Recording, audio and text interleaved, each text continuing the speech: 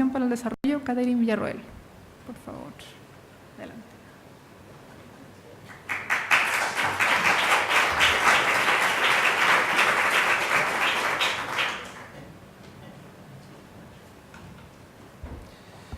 Buenos días, quiero también saludar a Carolina Torrealba, secretaria ejecutiva de Milenio, a Katy Villarroel, la secretaria ejecutiva del Consejo Nacional de Innovación para el Desarrollo, a todos quienes hoy día están asistiendo. Quiero decirles que algunos años atrás, quizás no muchos, parecería bastante extraño que alguien que tiene algún cargo en el Ministerio de las Culturas, las Artes y el Patrimonio, en aquel entonces del Consejo Nacional de la Cultura y las Artes, pudiera estar participando de un seminario como el que hoy día nos convoca.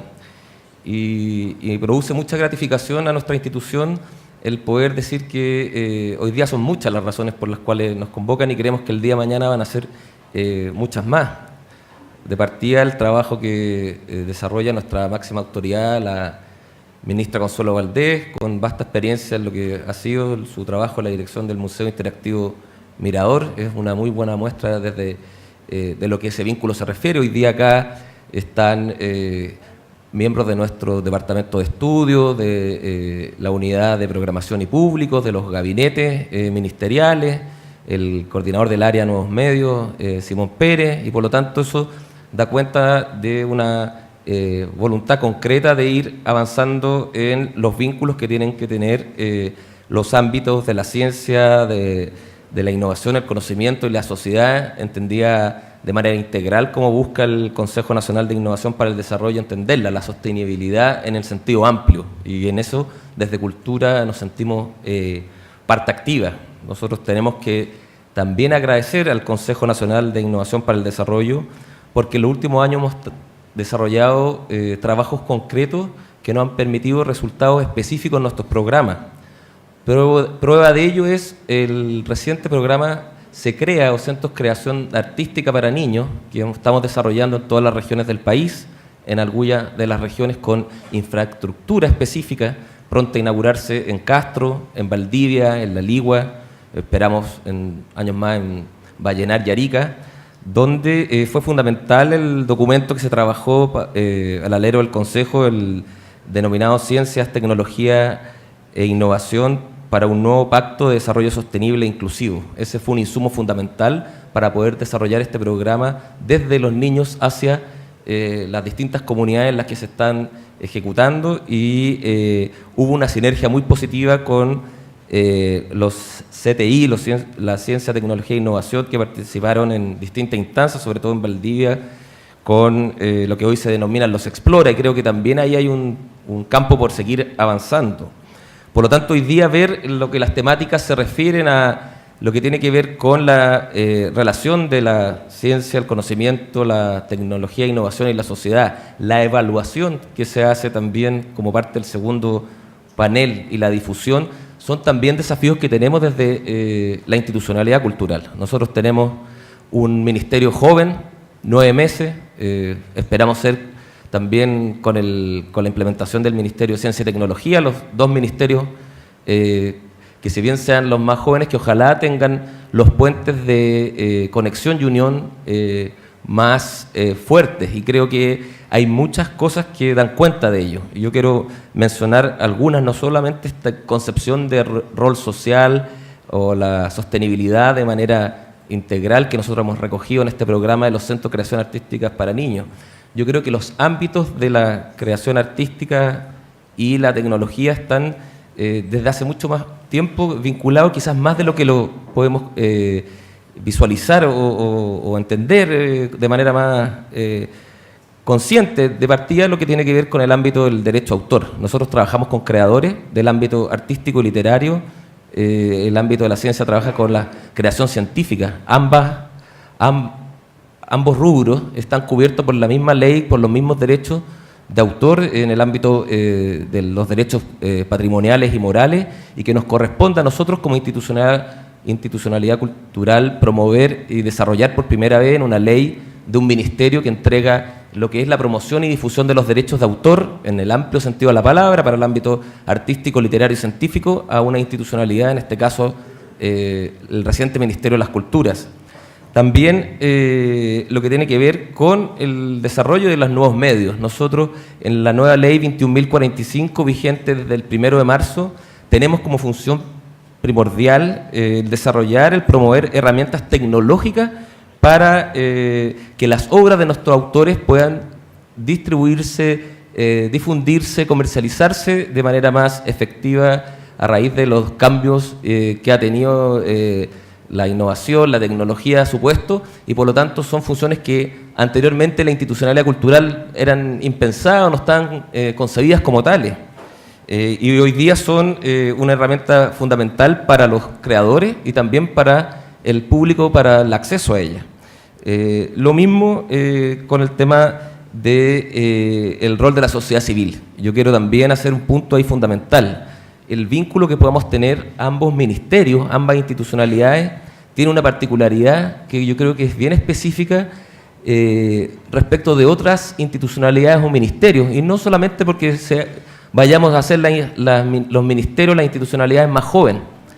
No se puede entender la cultura, y entendemos que también el ámbito de la ciencia, sin la participación activa de la sociedad civil en la formulación de las políticas sectoriales de la institucionalidad respectiva.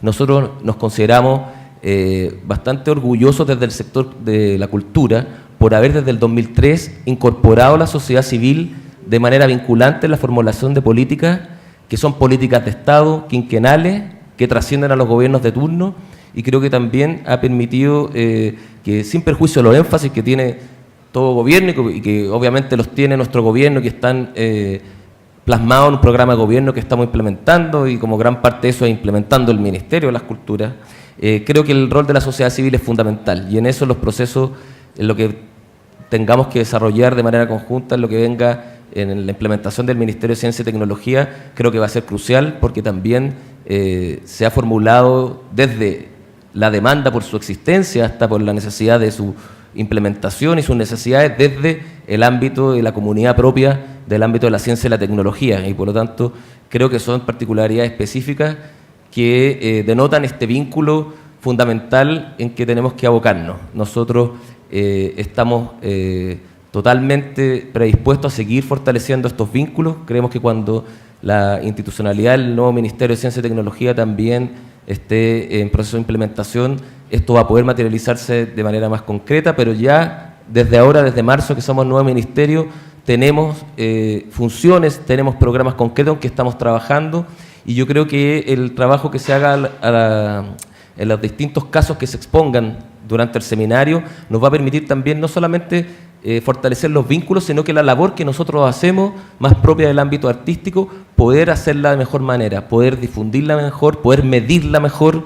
Hay una serie de instrumentos que hoy día nosotros hemos desarrollado por varios años desde la institucionalidad cultural, entre ellos el FONDART, que no hemos podido medir en cuanto a su efecto en el sector propio de las culturas y las artes. Son fundamentales que existan, obviamente, y no es un cuestionamiento a su existencia el hecho de que no se hayan medido, pero creo que hay un avance fundamental ahí que lograr dentro de otras materias que son importantes tomar de lo que el ámbito de la ciencia y tecnología tiene más avanzado, y que para nosotros también nos sirve en las funciones más propias específicas del Ministerio. Así que agradecer la invitación, señalar que estamos totalmente comprometidos en seguir manteniendo estos vínculos de trabajo conjunto y esperar que sea una buena jornada y provechosa. Gracias.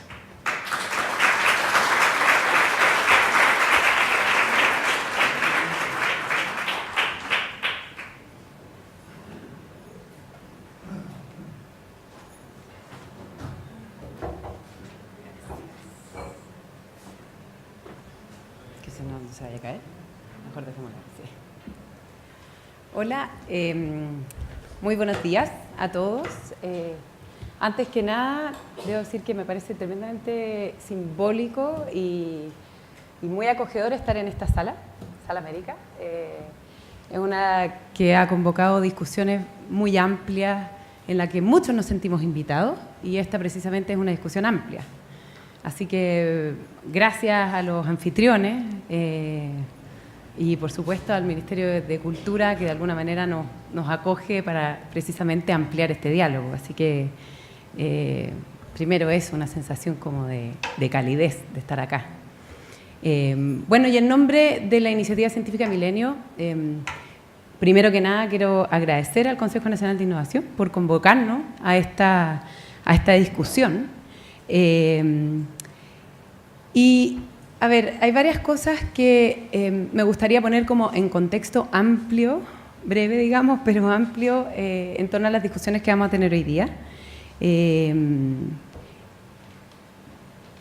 Y me acordé de 3 anécdotas. Una de ellas viene de una conversación con Juan de Dios Vial. Juan de Dios Vial es un biólogo, es médico, pero se dedicó a la biología celular. Fue uno de los primeros que hizo microscopía electrónica en Chile.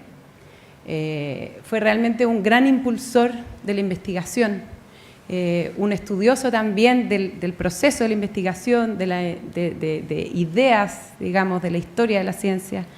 Y en una conversación me dijo una vez, Carolina, me dijo, la ciencia no sirve para nada. Cuando sirve es tecnología. Y con esto, por supuesto, que no quería decir que no tenía valor hacer investigación científica. Y después me acordé de otra frase que también de alguna manera se acuña en esta sala, en un trabajo que nosotros hicimos años atrás con el poeta Floridor Pérez. Y Floridor me dijo una frase distinta, pero parecía, me dijo, la poesía sirve para lo que no sirve, todo lo que sirve. Me costó entenderla, pero una vez que ya la entendí, se me quedó grabada a fuego. Y finalmente, quiero destacar una anécdota que viene de un libro que escribió el rector Carlos Peña, que se llama algo así como ¿para qué sirve la filosofía? O algo así, en el que cuenta cómo Heidegger estaba trabajando y el decano de la facultad estaba absolutamente desesperado porque llevaba 10 años sin publicar nada. Entonces le dice, bueno, dame algo, digamos, porque ¿cómo no puedo mantenerte acá? Entonces, bajo la presión, Heidegger saca un manuscrito y le dice, bueno, ya aquí está, un manuscrito de este porte después de 10 años. Y todo esto era porque el ministro de Educación se había rechazado completamente la promoción de él a una cátedra. Muy importante, porque no publicaba nada, no servía en el fondo este personaje.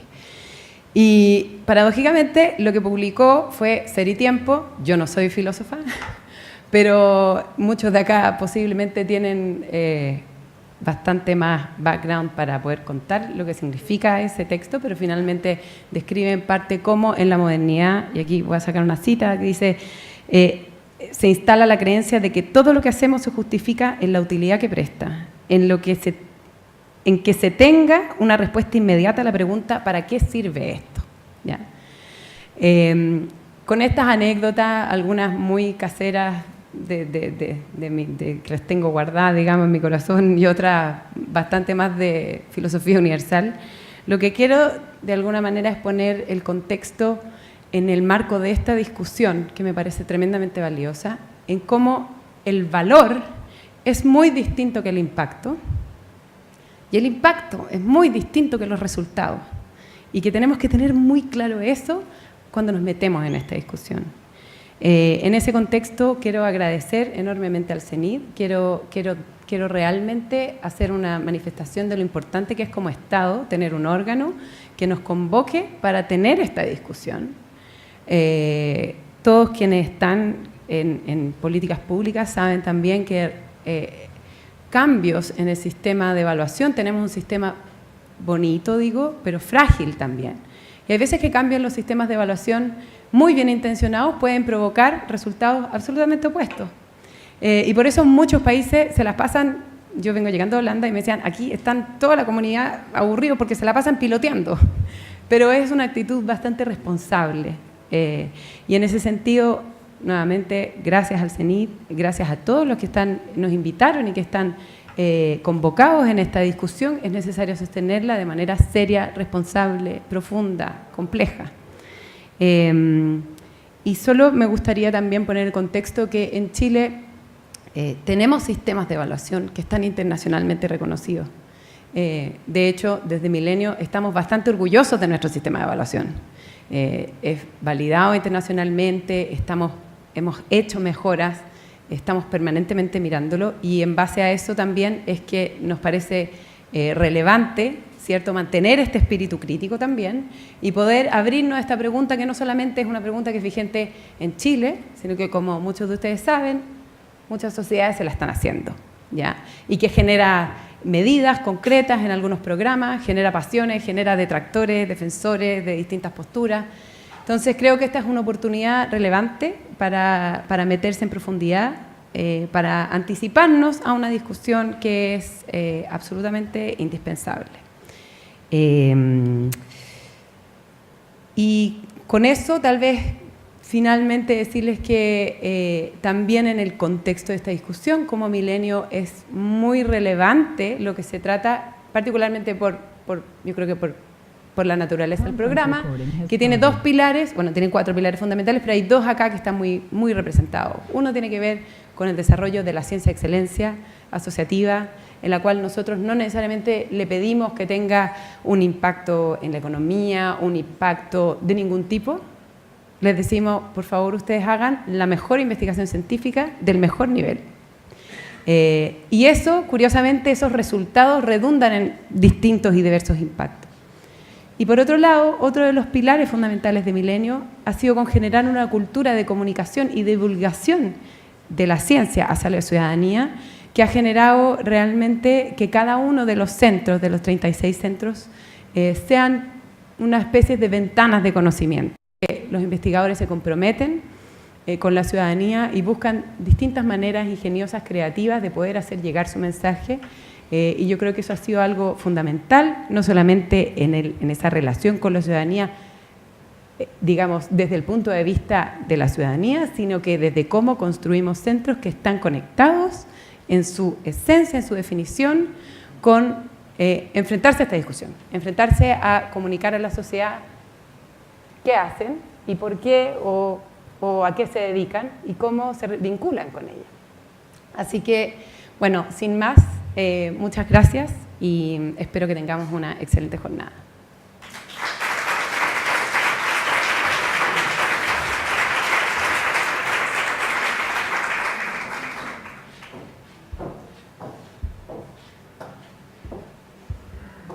Muy buenos días a todos y todas. No se puede decir todes, me avisaron, así que... Bueno, primero, gracias por estar, gracias a todos los que han colaborado con nosotros, nuestros aliados, la Biblioteca del Congreso, sus funcionarios que permitieron que estuviéramos en esta sala, a pesar de que nos hicieron pasar un poquito de susto a primera hora de la mañana.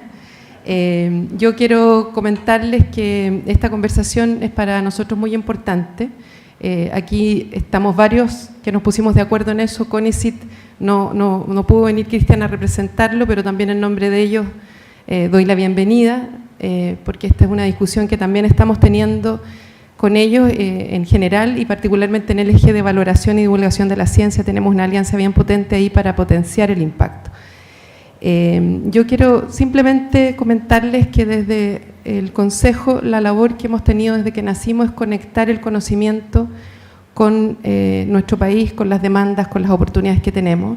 Esa es la razón por la que se dio origen a este lugar y es una instancia de reflexión como pocas nos quedan en Chile y en el mundo, creo yo. Y eso hacemos, a veces muy comprendido, a veces menos comprendido, pero lo que hacemos es generar espacios para que nos conectemos pensando y poniéndonos de acuerdo, también abriéndonos a las miradas de los otros y pudiendo soñar y ir diseñando juntos las mejoras que queremos para Chile.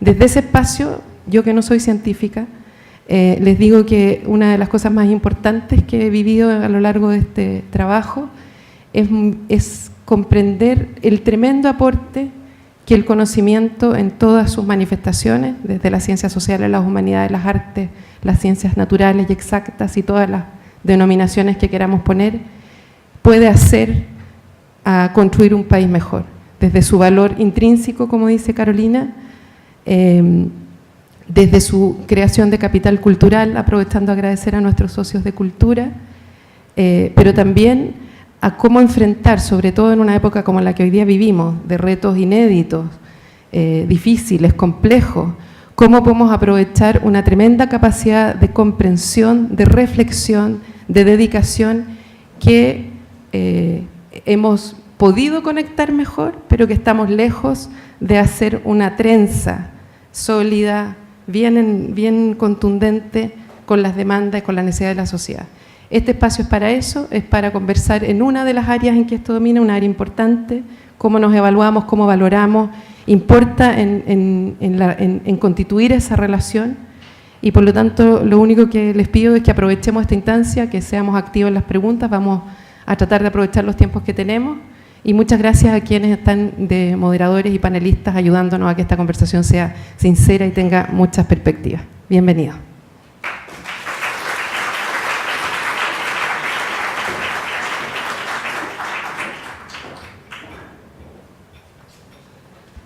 Muchas gracias, Juan Carlos, Katy, Carolina.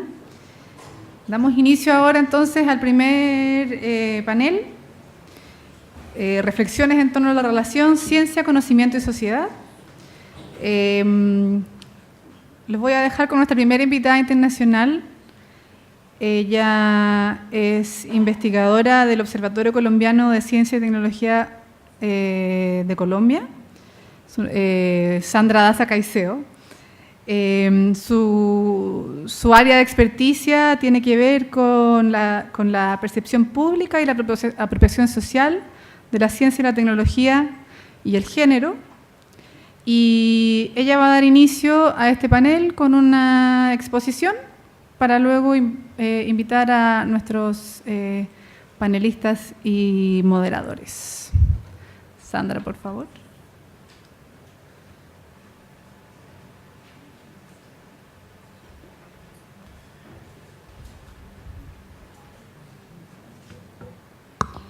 Bueno, muy buenos días a todas las personas que están acá, con eso evitamos el tema de los todos. Para mí es realmente un gusto estar aquí. Quiero agradecer especialmente al CENIT por la invitación, particularmente a Verónica Luco, a José Ortiz, a María José, a Raúl, a todo el equipo que ha sido muy generoso y amable conmigo. También es muy gratificante encontrar que están ustedes aquí teniendo unos diálogos y unas conversaciones muy fluidas entre ciencia, tecnología, artes y cultura, y eso nos da mucha inspiración para los demás países de la región. Cuando me invitaron a conversar acá, me propusieron este tema de conversación para abrir esta jornada de esta mañana, que se titulaba ¿Cuáles son los desafíos para una nueva relación ciencia-sociedad? Y de repente algunas de las personas que están acá ya deben estarse haciendo como un par de preguntas ahí, ¿no? Primero, ¿por qué por un lado la ciencia y por otro lado la sociedad? Y bueno, ¿por qué lo nuevo? ¿Cuál es el proceso histórico que ha ocurrido para que estemos pensando que hay algo nuevo, que hay algo diferente y que tengamos que pensar hacia un futuro, ¿cierto? Entonces, bueno, pues yo podría empezar con algunos lugares comunes. Por ejemplo, decir esa frase que se escucha comúnmente de que la ciencia y la tecnología influencian hoy en día, y como la canción Un poquito menos que mañana, todas las áreas de nuestra vida, ¿cierto? Desde cómo producimos nuestros alimentos, por ejemplo, incluso la aplicación de nuevas tecnologías a las formas de preparación de alimentos. Hoy nos hablan de cocina molecular y nos están cambiando la forma en que degustamos las cosas. Ni qué hablar de las tecnologías de la información y la comunicación, que han modificado las maneras en que nos relacionamos, que han modificado incluso las formas en que amamos, si pensamos en apps como Tinder y ese tipo de cosas, ¿cierto? Viejos dilemas como la carrera armamentística y nuevos desarrollos en armas que todavía se ciernen como una sombra sobre nosotros. Asuntos que nos imponen dilemas éticos. Esos dos monitos que están ahí son los que fueron clonados en China y que nos hacen preguntarnos, bueno, ¿y qué sigue después de eso? Cosas que creíamos que eran solo parte de la ciencia ficción, robots que son muy parecidos a nosotros y que ahora dan entrevistas en la televisión y van a los jurados públicos a hacer declaraciones. Grandes avances en la salud, por supuesto, que han ampliado nuestra esperanza de vida y que han hecho que superemos muchos problemas que teníamos antes, pero que también nos imponen nuevos retos, ¿no? Estos chips que se pueden poner en el brazo y que prometen monitorear nuestra salud, pero también todo lo que hacemos. Y paradójicamente, unos grandes movimientos anticiencia, a pesar de toda esa presencia de la ciencia y la tecnología, ¿no? Líderes mundiales que defendiendo sus intereses políticos y económicos rechazan conocimientos que vienen desde las instituciones científicas, movimientos sociales antivacuna, que dicen no me interesa lo que ustedes me digan, yo hago otras cosas, personas que su experiencia les dicta que la Tierra es plana todavía, y bueno, un movimiento de desfinanciamiento de la ciencia, la tecnología y la educación desde el sector público que ha hecho que los científicos salgan a las calles a demandar por más recursos. Entonces, esto no es un asunto solamente de lo que conocemos como ciencias básicas o mal llamadas duras, esto también tiene que ver con las humanidades y las ciencias sociales, ¿no? Estamos viendo la emergencia de movimientos neofascistas, neorracismos, conceptos que creíamos muy trabajados y superados en las ciencias sociales, pues parece que están siendo interpretados de unas maneras que nos causan por lo menos extrañamiento. Nos preguntamos entonces, bueno, ¿qué es lo nuevo bajo el sol, no? ¿Y qué es lo que está pasando? ¿Cómo llegamos acá?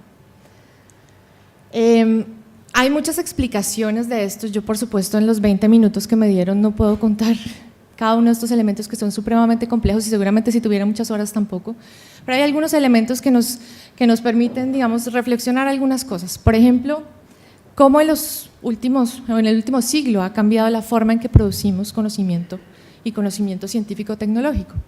En la literatura académica se habla, una de las posibles explicaciones, digamos, de estos cambios es lo que Gibbons en los comienzos de los 90, Gibbons, Nowotny y otra cantidad de colegas, había hasta un brasilero por ahí metido, empezaron a llamar un cambio de un modo 1 de producción de conocimiento a un modo 2. Y ese cambio tiene que ver no solamente con un cambio, digamos, de orden epistemológico, sino un cambio que tiene que ver con las maneras en que se producen las prácticas de producción del conocimiento científico-tecnológico y de los valores que circundan esa producción de conocimiento y, por supuesto, cómo se evalúa y cómo se sigue. Ese cambio también tiene mucho que ver con la manera en que se relacionan estos 4 actores: Estado, instituciones científicas, empresas y sociedad. En cada uno de los momentos ha habido, digamos, unas formas de relación diferentes. Entonces, ¿qué es el modo 1? Y digamos que estamos en un espacio además que es muy alegórico de lo que significa ese modo 1 de producción. Es la ciencia clásica, la ciencia que se hace en la academia, que se hace en las universidades, cuyo carácter es disciplinar, homogéneo, jerárquico, ¿cierto? Están los estudiantes, están los profesores, están los doctores, digamos, esas jerarquías están muy bien establecidas. Y es un modo de producción que está regido fundamentalmente por los valores de la comunidad científica y la comunidad académica. Eso que Merton hace muchos años denominó el Q-DEOS, que es el comunalismo, el universalismo, escepticismo organizado y el desinterés. El desinterés era súper importante a las comunidades académicas porque se suponía que cualquier cosa que no tuviera que ver con el avance del conocimiento era considerada una desviación, algo que no hacía parte de nuestros valores. Las metas, por lo tanto, eran fijadas por los investigadores, el control de la calidad se hacía a través de pares y una vez que el conocimiento era aprobado entre los pares, pues salía a ser divulgado hacia otros actores de la sociedad. Entonces, ¿qué han dicho los analistas? Bueno, este modo 1 se ha ido transformando lentamente de esa idea disciplinar que acabo de escribir, organizada a través de individuos y grupos de investigación y con unos criterios de evaluación de orden fundamentalmente académico. A partir de la Segunda Guerra Mundial, por ejemplo, con la emergencia de las políticas científico-tecnológicas, y ahí hay un hito súper fundamental que es el Proyecto Manhattan, y la intervención del Estado también en apoyar la producción de ciencia y tecnología, pues ahí empezó a haber unos cambios. El conocimiento, dado el tipo de problemas que se empiezan a enfrentar, empieza a ser de orden multidisciplinar. La forma organizacional también empieza a cambiar, los institutos de I+D empiezan a ser súper importantes y los valores dominantes, dado que el Estado también está de por medio, empiezan también a ser de orden burocrático.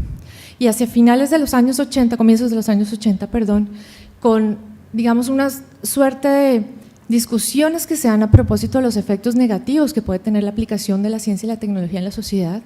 Nuevamente el tema de la guerra, pero también los efectos medioambientales y otro tipo de elementos, pues empieza a cuestionar un poco el poder y la autoridad de la ciencia y la tecnología.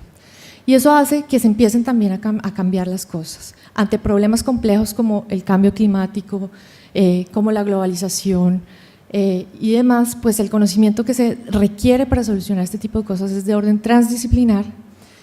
Las formas de organizaciones con todos los procesos de globalización, pues ya no es solamente los lugares, nuestras localidades, sino organizaciones complejas a través de proyectos y de redes, y un valor dominante que empieza a ser importante en todo este esquema, que es el empresarial.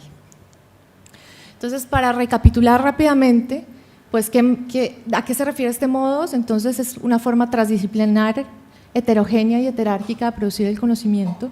Los equipos de trabajo, por supuesto, eso afecta las dinámicas, la autonomía personal, los prospectos de carrera, los criterios de desarrollo, los roles de liderazgo y un tema que se habló esta mañana, los derechos de propiedad intelectual. Cuando hay muchos grupos y muchas instituciones y mucha gente trabajando en un asunto, pues ahí tenemos unos retos importantes. Y uno que tengo particularmente señalado, que es la presión sobre la utilidad y aplicabilidad del conocimiento. Y eso tiene tanto de largo como de ancho, es una discusión supremamente importante que ya voy a retomar. En la medida en que el conocimiento científico se espera que sea aplicado para problemas prácticos y hay gobiernos, empresas comerciales, grupos de ciudadanos y público en general demandando formas útiles de aplicación del conocimiento. Eso hace que la comunidad científica tenga que entrar a negociar con otros actores sociales, ¿cierto? Claro, a esta idea del mundo, de esta idea del modo 1 y modo 2, pues ha habido críticas, por supuesto. Hay unos investigadores que dicen, a ver, esto desde la Primera Guerra Mundial ya teníamos ese modo de conocimiento, ¿qué pasa en lugares que no son centrales, como lo que pasa en América Latina? Pues ahí, digamos, esto no es como tan claro y tan evidente. Otros lo que dirán es, no, esto no se debe llamar así, se debe llamar ciencia postnormal, ciencia postacadémica, en fin, pero lo que quiero señalar es que aquí hay como dos extremos y que uno de los extremos ha sido forzado un poco a moverse hacia el otro extremo. ¿Forzado en qué?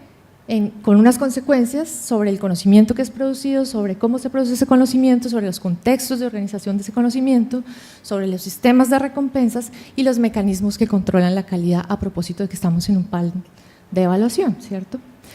La pregunta del millón entonces es esta. ¿Quién decide qué es útil y qué es práctico? Si miramos lo que ha pasado en nuestros países en las últimas décadas, vemos que esa practicidad y utilidad se ha asociado comúnmente al tema de la competitividad y el desarrollo económico. Ha habido unas presiones muy importantes hacia los sistemas nacionales de ciencia, tecnología, innovación e incluso hacia los temas artísticos, a producir conocimiento que sea útil, digamos, para el desarrollo económico. Y eso tiene consecuencias, eso ha tenido consecuencias importantes, por ejemplo, sobre la práctica científica. Podemos decir, por ejemplo, que ha habido un gran aumento en la competencia por recursos y más en el marco de una economía de mercado, menos autonomía en la elección de los temas y de las agendas científicas, fuertemente condicionado por los intereses industriales y comerciales que son los que tienen los recursos y por lo tanto la emergencia, digamos, de proyectos a encargo, que eso era algo que hace unas décadas no se veía, y por supuesto sujeto también a la autoridad de los gestores que financian ese tipo de iniciativas. Y por otro lado, en los contextos contemporáneos donde hay una gran complejidad, pues la ciencia le cuesta dar respuestas definitivas y eso ha generado, digamos, la emergencia de muchas más controversias públicas sobre muchos asuntos y también unas tensiones en los tiempos, ¿no? Los tiempos de respuesta que tiene la ciencia frente a ciertas problemáticas sociales. Esa competencia de los investigadores tiene también consecuencias para los sistemas de evaluación y para la forma en que trabajan las comunidades científicas. Para nadie es un secreto en esta sala probablemente la gran presión a propósito de la producción de papers como una de las medidas más importantes. Pero también en la medida que ha habido un desfinanciamiento del Estado, por ejemplo, de la educación superior, muchas universidades empiezan a comportarse un poco en las lógicas empresariales, tratando a estos estudiantes como clientes, buscando mejores posicionamientos en los rankings, y eso nos pone a todos en una presión y en una carrera que es compleja. Y a propósito de la utilidad y la aplicabilidad, aquello que no se considera o no es evidente que es lo que tiene una aplicabilidad rápida y pronta, pues empieza a ser cuestionado. Esto es una noticia real, esto no es un periódico de mentiras, ¿no? Se está considerando en muchos lugares eliminar las carreras de humanidades y de artes de las universidades porque eso no parece muy práctico o muy útil. Ahí tenemos un desafío supremamente importante. En el ámbito público, pues eso tiene consecuencias también. Yo no sé si alguno de ustedes, los que tal vez pasen los 50 años, alguna vez el médico les ha dicho que tienen que cuidarse en su alimentación y no consumir menos huevos y consumir menos grasas, ¿cierto? Miren que en el curso de 50, 60 años ha cambiado completamente nuestra idea a propósito de lo que es bueno o malo para comer, y eso es importante porque en los 60 había unas controversias que venían del mundo de la medicina, unos médicos pensando cómo las grasas afectaban nuestro corazón y nuestra salud, pero lo que dijeron de repente no le gustó tanto a la industria cárnica norteamericana y tampoco a los que generaban leche, y entonces empiezan a hacer nuevas investigaciones y encuentran que hay unas grasas nuevas que se llaman las grasas trans, entonces a todos nos dijeron, no, ya no coman manteca de cerdo, eso es malísimo. Vienen las margarinas vegetales y a la vuelta de unos años nos han dicho, no, mentiras, las margarinas vegetales también parece que producen cáncer. La sociedad está demandando, hay unas cosas, las comunidades científicas corriendo, pero también otra gente haciendo investigación, protegiendo ciertos intereses, o sea, eso no es una cuestión que esté por allá afuera y lejos de nosotros.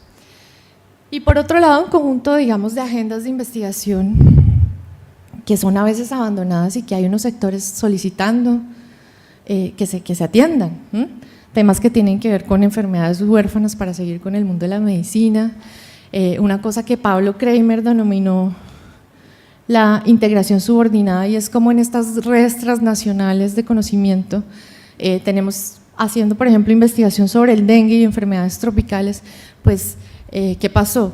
Que se hicieron unos grandes desarrollos para secuenciar ADN y otras cosas, pero al final del día no buscamos soluciones concretas para el problema del dengue en nuestros países. Temas de innovación sustentable, innovación no solamente para la agricultura extensiva, sino también para el campo y las agriculturas familiares. Entonces, ¿cuál es el panorama? ¿Y qué es lo desafiante acá? La investigación cada vez más se sustenta en valores económicos políticos que imperen en cada momento. Y eso tiene un riesgo que es importante, y es que pueden estar supremamente politizados y no representar los grupos sociales menos favorecidos y con menos poder. De allí que mucha gente esté hoy en día demandando la participación ciudadana en la toma de decisiones para la ciencia y la tecnología, en los procesos de investigación científico-tecnológica. Y claro, eso tiene también algunas aristas que tenemos que pensar. Cuando hablamos de un modelo de participación ciudadana ampliada, el primer problema que tenemos es que la manera en que están organizados nuestros sistemas no es una manera donde eso esté considerado. Estamos haciendo algunos esfuerzos en imaginarnos otras maneras en que la ciudadanía pueda participar, pero eso todavía está lejos de nuestra organización y de la forma organizativa que tenemos de producción de conocimiento. Por otro lado, eso supone, digamos, un golpe fuerte para el ego de las comunidades científicas, en términos de que si vamos a entrar en diálogos ciudadanos y democráticos, eso quiere decir que nuestra opinión, que nuestra autoridad es una de muchas otras. Y ahí hay una pregunta a propósito de, bueno, ¿qué tan bien o mal preparados estamos para eso, cierto? Otro de los grandes retos es si de verdad se requiere mayor participación ciudadana en la toma de decisiones, pues necesitamos también ciudadanos más apropiados de los conocimientos científico-tecnológicos. Es decir, necesitamos unas actividades de divulgación de manera importante, pero también con otras lógicas que no sean solamente valorativas o apreciativas, sino que permitan, perdónenme, la palabra es muy usada, pero el tema del empoderamiento ciudadano. Necesitamos más ejercicios de apropiación social de la ciencia y la tecnología. Y ya para terminar, porque ya me hicieron señas que se me acabó el tiempo, pues digamos que el reto de ese cambio de sociedad, pues tiene que ver con una cantidad de equilibrios que todavía no sabemos muy bien cómo hacer. Equilibrios entre lo útil, lo aplicable y lo práctico. ¿Qué diría Heidegger hoy en día a propósito de esto? Equilibrios entre participación ciudadana, pero también autonomía de los campos de conocimiento. Y yo creo que ya, pues terminando, les voy a dejar con una frase de Lyotard que creo que hoy en día es supremamente relevante, ¿no? ¿Quién decide lo que es saber y quién sabe lo que conviene decidir? Muchísimas gracias.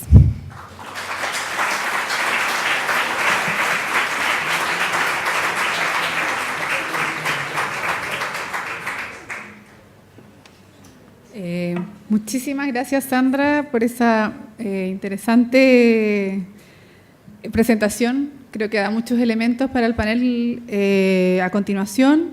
Invito al escenario a Virginia Garretón, fundadora de la Corporación Capital Biodiversidad y exdirectora de Milenio, a María Paz Eppelman, directora de Gestión Corporativa de Turner Chile, a Rafael Palacios, director de Políticas Públicas de la SOFOFA, y a nuestra moderadora del panel, Paloma Ávila, periodista y subgerente de contenidos de Fundación BTR. Espero que tengan una excelente conversación en torno a la relación entre ciencia, conocimiento y sociedad.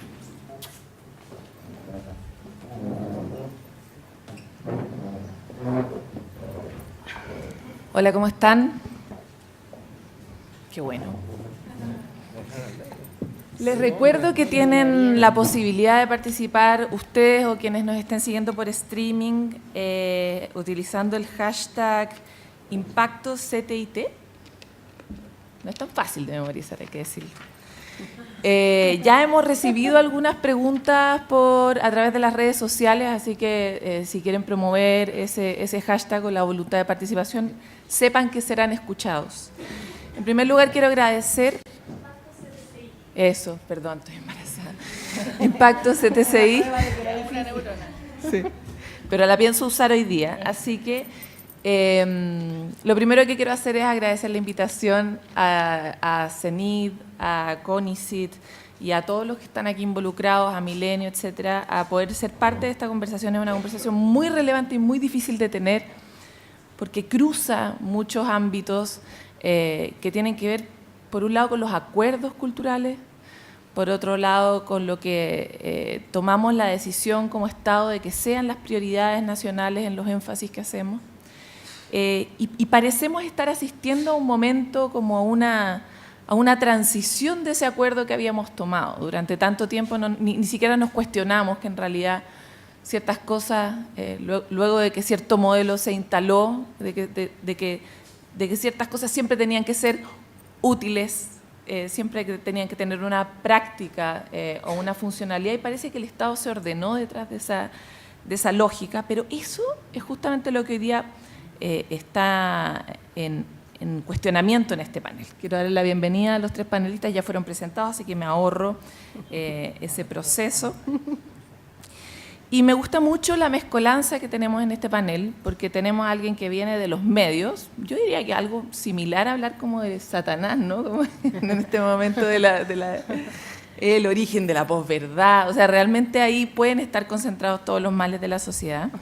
Tenemos también a Virginia, que viene del mundo de la ciencia, pero también del mundo público en la práctica de la ciencia, exdirectora de Milenio.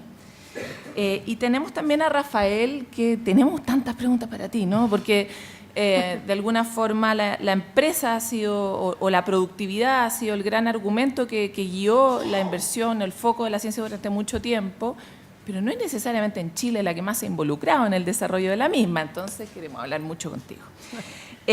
Mi primera pregunta tiene que ver un poco con lo que plantearon las distintas personas antes, y es esta relación entre la cultura y la ciencia. Parece como una cosa medio hippie, ¿verdad? ¿Cómo se relacionan, según ustedes, la cultura y la ciencia, y cuán importante es el vínculo de la cultura y de la ciencia? Esta cosa de que el Ministerio de la Cultura nos esté acogiendo puede no ser tan casual y puede ser muy necesaria para lo que estamos enfrentando ahora. Entonces quisiera partir con Virginia, que turnarse. Con la Paloma hemos estado en varios seminarios y siempre me tira alguna pregunta para quedar mal. A ver,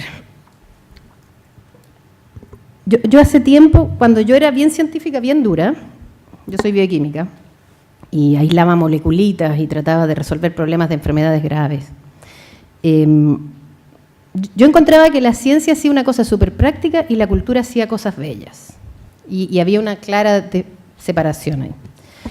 En algún minuto, cuando me tocó gestionar un programa que manejaba conocimiento desde distintas áreas, incluía ciencias sociales, no incluía arte, cosa que a mí en ese minuto no me hacía ningún ruido, me empecé a dar cuenta que, y quizás era una intuición que tenía de antes, que lo bello y el conocimiento no eran ámbitos separados, eran como dos expresiones de lo mismo. Y de hecho los científicos tienen toda una obsesión con lo bello, y yo diría que hay varios experimentos que se hacen solo porque son bellos, sino porque aportan más conocimiento. Y desde la cultura también pasa un poco. Por ejemplo, el nuevo Núcleo Milenio, que aquí está su directora, que miran la cultura para extraer conocimiento. Pero en ese momento yo no tenía esta conciencia, pero tenía como una cosa en la guata que me decía que esa separación no tenía mucho sentido.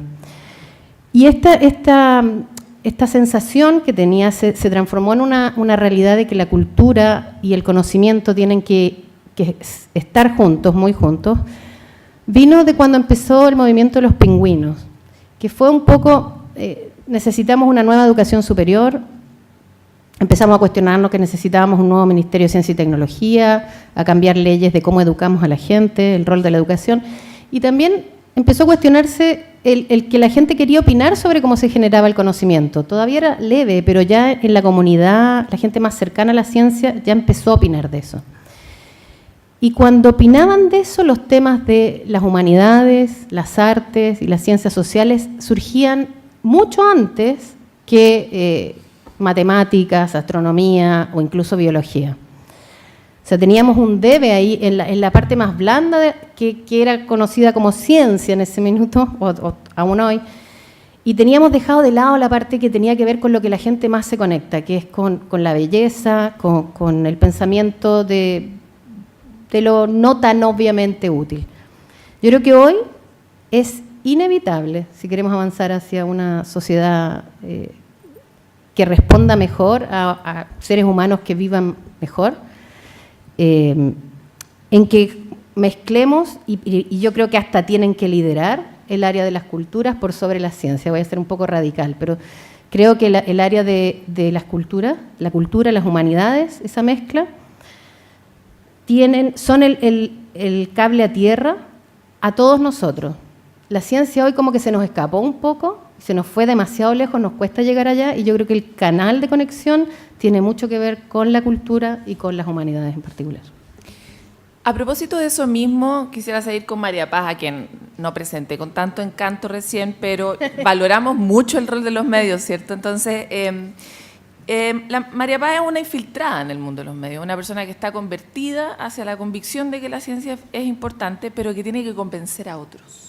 Y eso me parece una tarea gigante, titánica, muy difícil. Y desde ese punto de vista quisiera saber, en tu experiencia dentro de Turner, trabajando hoy día también como directora de prensa de Chilevisión y de CNN Chile, ¿cuáles son las brechas para que esta cuestión ocurra? ¿Qué tan importante percibes tú, estando todo el rato en el termómetro del rating, que esta conversación es relevante? ¿Y cuáles son las trampas que se pueden hacer para que esto empiece a entrar un poco en el sentido común? Está buena tu pregunta. Yo quisiera hablar de un concepto, quisiera poner una idea, y es la idea de la confianza. Y la idea de la confianza es lo que nos sostiene como sociedad, articulados. Y quizás no la vemos tanto porque es trasfondo de obviedad, entonces no la distinguimos en la sociedad. Y me pasó ayer que iba bajando por Rodrigo de Araya a una velocidad bastante notable, y que allá había una de estas rayas blancas que se supone que un ser humano que va concentrado y no va haciendo otras cosas tiene que parar. Y baja una mujer, una niña joven, con su hijo chico de la mano. Y yo dije, qué notable esta cuestión, porque ella cruza la calle confiando en que yo voy a parar. ¿Y paraste? Y paré. Y sabes que me cambió completamente la visión de y pónganse a observar todo lo que ocurre allá afuera. Yo vivo en el cerro, entonces miro esta ciudad gigantesca y uno dice, todas las coordinaciones, los acuerdos y las confianzas que tienen que operar para que esto no sea un caos. Si no, miren lo que pasó en París el fin de semana. Y esa confianza, que es básica para el desarrollo de la sociedad hoy día en la gran escala en que vivimos, en las sociedades, etcétera, en los sistemas financieros, en todo lo que hacemos, está muy, muy amenazada. Muy amenazada, no solo en Chile, este es un fenómeno mundial. El domingo en el Guardian hay un artículo salvaje respecto de esto. ¿Y quiénes son las fuentes de la mayor desconfianza? La política, o sea, el Estado, todo lo que proviene del Estado, del poder. La empresa, todo lo que viene del poder económico, y los medios. O sea, si la Virginia es media política, podríamos decir que si ella representara como el Estado, podríamos decir que nosotros tres, acá. Podríamos decir los cuatro. Claro, también. Y lo que está pasando en el mundo y en Chile, y yo lo he observado desde los medios de comunicación, es que están emergiendo de la cultura, de las artes, de la filosofía y de la ciencia, nuestros nuevos referentes, los nuevos liderazgos de la sociedad. Tómenselo súper en serio. Súper en serio. Y muchas gracias por tu presentación, la encontré, me iluminó muchísimo, sobre todo cuando pusiste esa sigla, ¿no?, de lo que es el ethos de los científicos, el desinterés. Obviamente todos tenemos que pagar las cuentas, pero en el ethos del arte, de la filosofía y de la ciencia aún hay un amor por el conocimiento mismo o por la creación misma. Y eso para la sociedad es fundamental como elemento de credibilidad. Bueno, dicho eso, segunda idea, no hay tiempo. Esa es mi segunda idea, no hay tiempo. No hay tiempo para el cambio climático, no hay tiempo para la extinción de las especies, no hay tiempo para... Ya estamos atrasados para reflexionar respecto de lo que está ocurriendo con la inteligencia artificial, la Big Data y nuestros datos, nuestra vida, nuestra privacidad. Estamos tarde, estamos tardísimos. Y respecto de lo que ocurre en la medicina, por todo lo que tiene que ver con las modificaciones genéticas, etc. Esos 4 grandes capítulos del conocimiento y la ciencia ya nos sobrepasaron. Y la sociedad entiende que no hay tiempo. Entonces, hoy día yo le digo a mis editores, señores, esto no es una notita como con tono de esa nota turística que se hace como en los noticieros.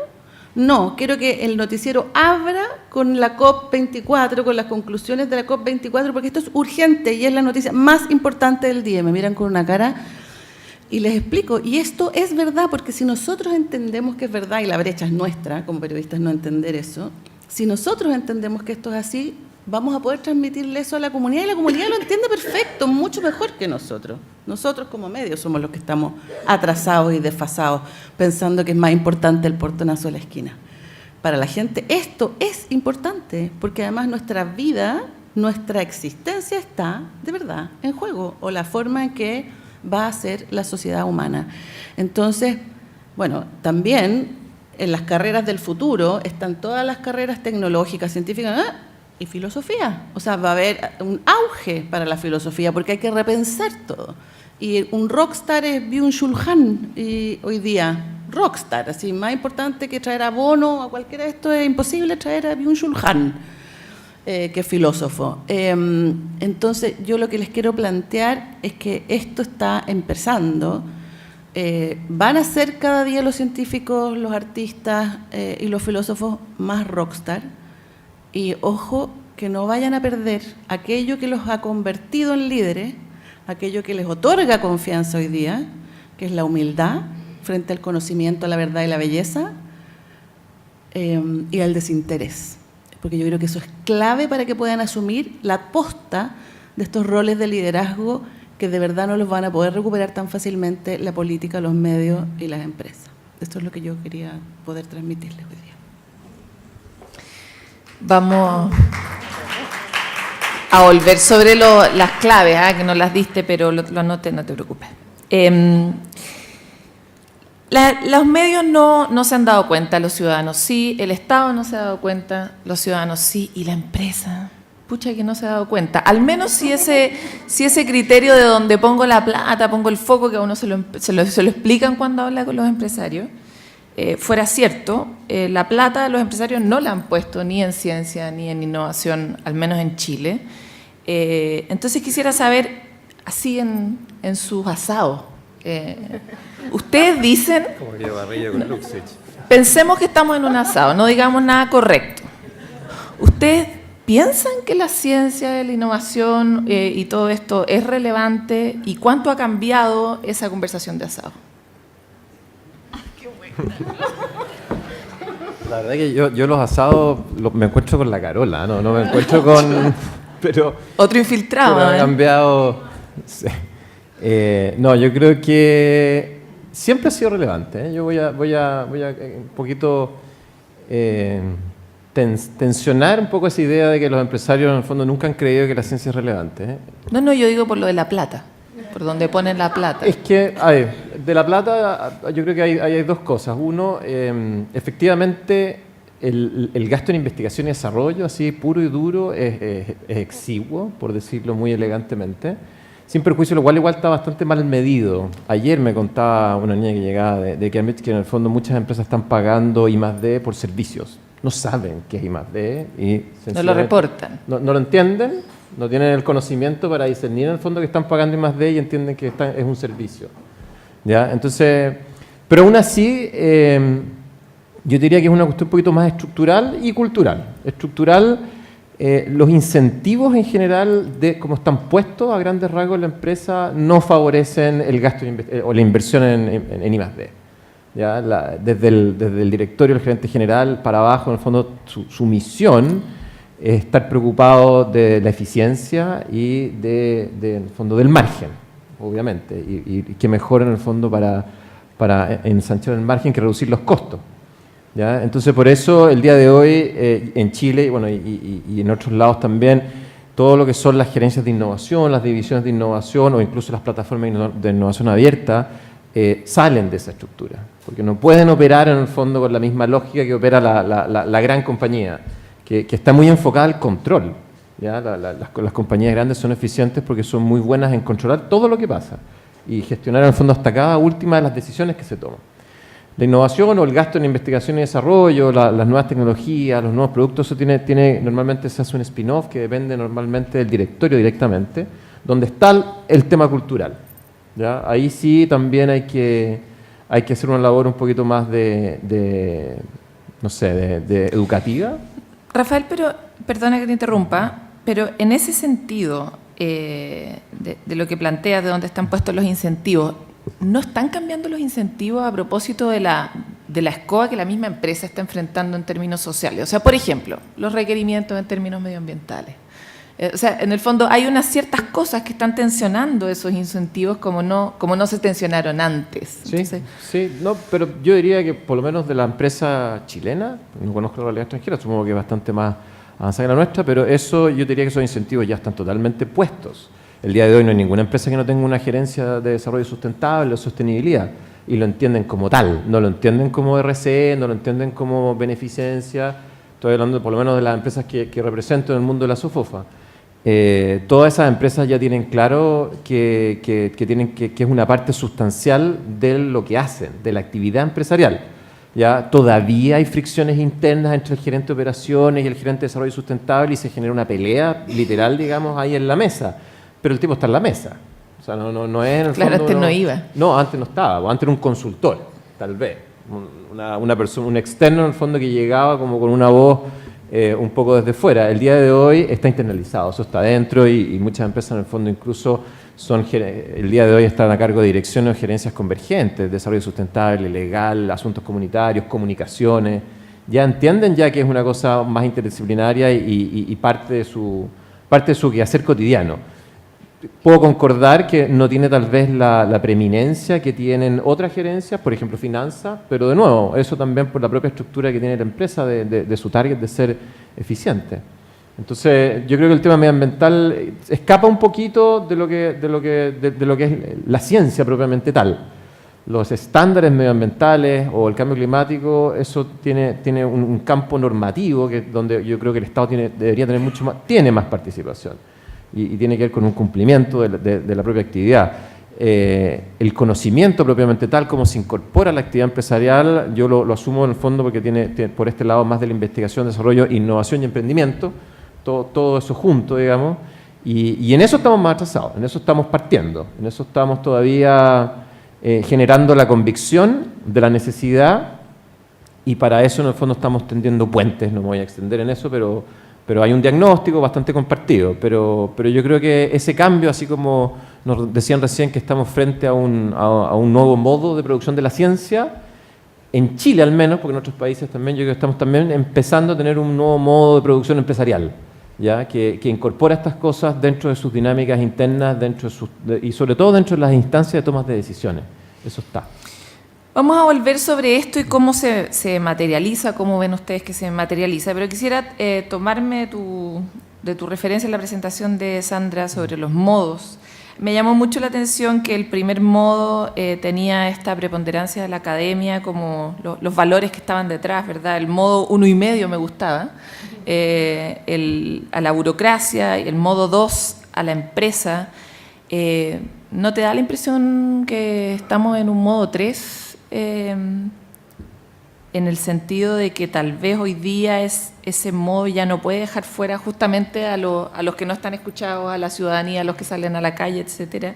¿Qué opina Virginia sobre esto? Bueno, la teoría de la que habla Sandra, que es bien amplia y conocida, dice que los modos están conviviendo, que está el 1 y el 2 conviviendo. Pero aquí no está el ciudadano, no está como la gente. Y hay un 3 que se ha propuesto sin nombre todavía, y eso conversábamos, la Katy me hizo una clase larga el otro día sobre los modos de generación de conocimiento. Hay un 3 que incorpora a la ciudadanía, efectivamente, y ha sido propuesto por gente que estudia este tipo de cosas. Y yo creo que es inevitable. Hoy, a mí me gusta mucho lo que decía la Sandra de que hay otras formas de conocer. Yo me acuerdo haber dicho esto en alguna parte, pero no tenía la base teórica para sustentarlo. Que si un tierraplanista está sentado junto con un astrónomo hablando de la forma de la Tierra y los científicos no se quieren sentar porque el conocimiento del terraplanista no es válido, estamos súper mal planteados. Porque todos hoy podemos conversar, todos tenemos medios para acceder, están las redes sociales, está el espacio ciudadano, podemos votar todos. Entonces, hoy vamos a tener que plantearnos el rol de quién es el experto, y ahora lo que va a importar es cómo eres líder, cómo convences a los otros, porque todos pueden dar su opinión. Y ahora no sé si sirve tanto ser profesor titular de la Universidad de Chile si es que tenéis un movimiento de 10.000 personas que creen que la Tierra es plana. Porque eres tú solo, vaya a tener que ser capaz de convencer gente. Y eso implica empezar a conversar con la ciudadanía, entender sus lógicas, entender la forma de comunicar, y vuelvo al punto de que ahí la cultura es clave. Virginia, porque nos une. Una cosa que me parece importante, la mayoría de las veces que uno habla por primera vez con un científico o con uno muy fanático, está muy indignado por esta cuestión de poner la ciencia al servicio de la productividad, y encuentran que la ciencia básica, y esa conversación es recurrente. Pero otra cosa es cuando uno pasa por un cargo público, por ejemplo. Entonces, quisiera saber, después de tu experiencia, ¿qué tan disponibles estamos socialmente para hacer una apuesta doble, con tangibles e intangibles, con cosas que sirven y cosas que no sabemos o no sabremos en 100 años si sirvieron o no sirvieron, pero que necesitan una apuesta? ¿Cómo ves tú que el Estado podría eventualmente comprometerse con un modelo tal vez mixto? Mi opinión. Por supuesto. Yo creo que no sabemos, y cuando no sabemos tenemos que apostar a todo lo que podamos. Y lo que yo haría si yo pudiera escoger y tuviera los recursos es decir, tenemos que tener gente explorando libremente lo que ellos saben que está en el borde del conocimiento y que necesitamos que hayan algunos así. Necesitamos tener foco en algunas cosas que como país o como ciudadanos queremos y necesitamos, y el balance de eso vamos a tener que irlo conversando cada rato. O sea, las estructuras ya no van a poder ser, yo te evalúo con estos indicadores por los próximos 10 años. Yo voy a tener que decir, yo te evalúo con estos indicadores por los próximos 2, y conversemos en 2 más cómo evaluamos el rendimiento de los fondos públicos que recibe, porque a lo mejor en 2 años más no te tengo que evaluar por los papers, te tengo que evaluar por cuánto conversas con la ciudadanía o cuántos, no sé, por cuánto hay logrado que sea más productivo o protejamos el medio ambiente, por ejemplo, por decir algo especialmente clave. Entonces, desde el mundo público, yo estoy segura que en algún minuto, y probablemente está pasando, la mirada va a tener que ser de convivencia de estas decisiones, esto dual. Complicado, porque tanto que nos gustan los indicadores. Recuerdo, de hecho, nuestro hashtag impacto.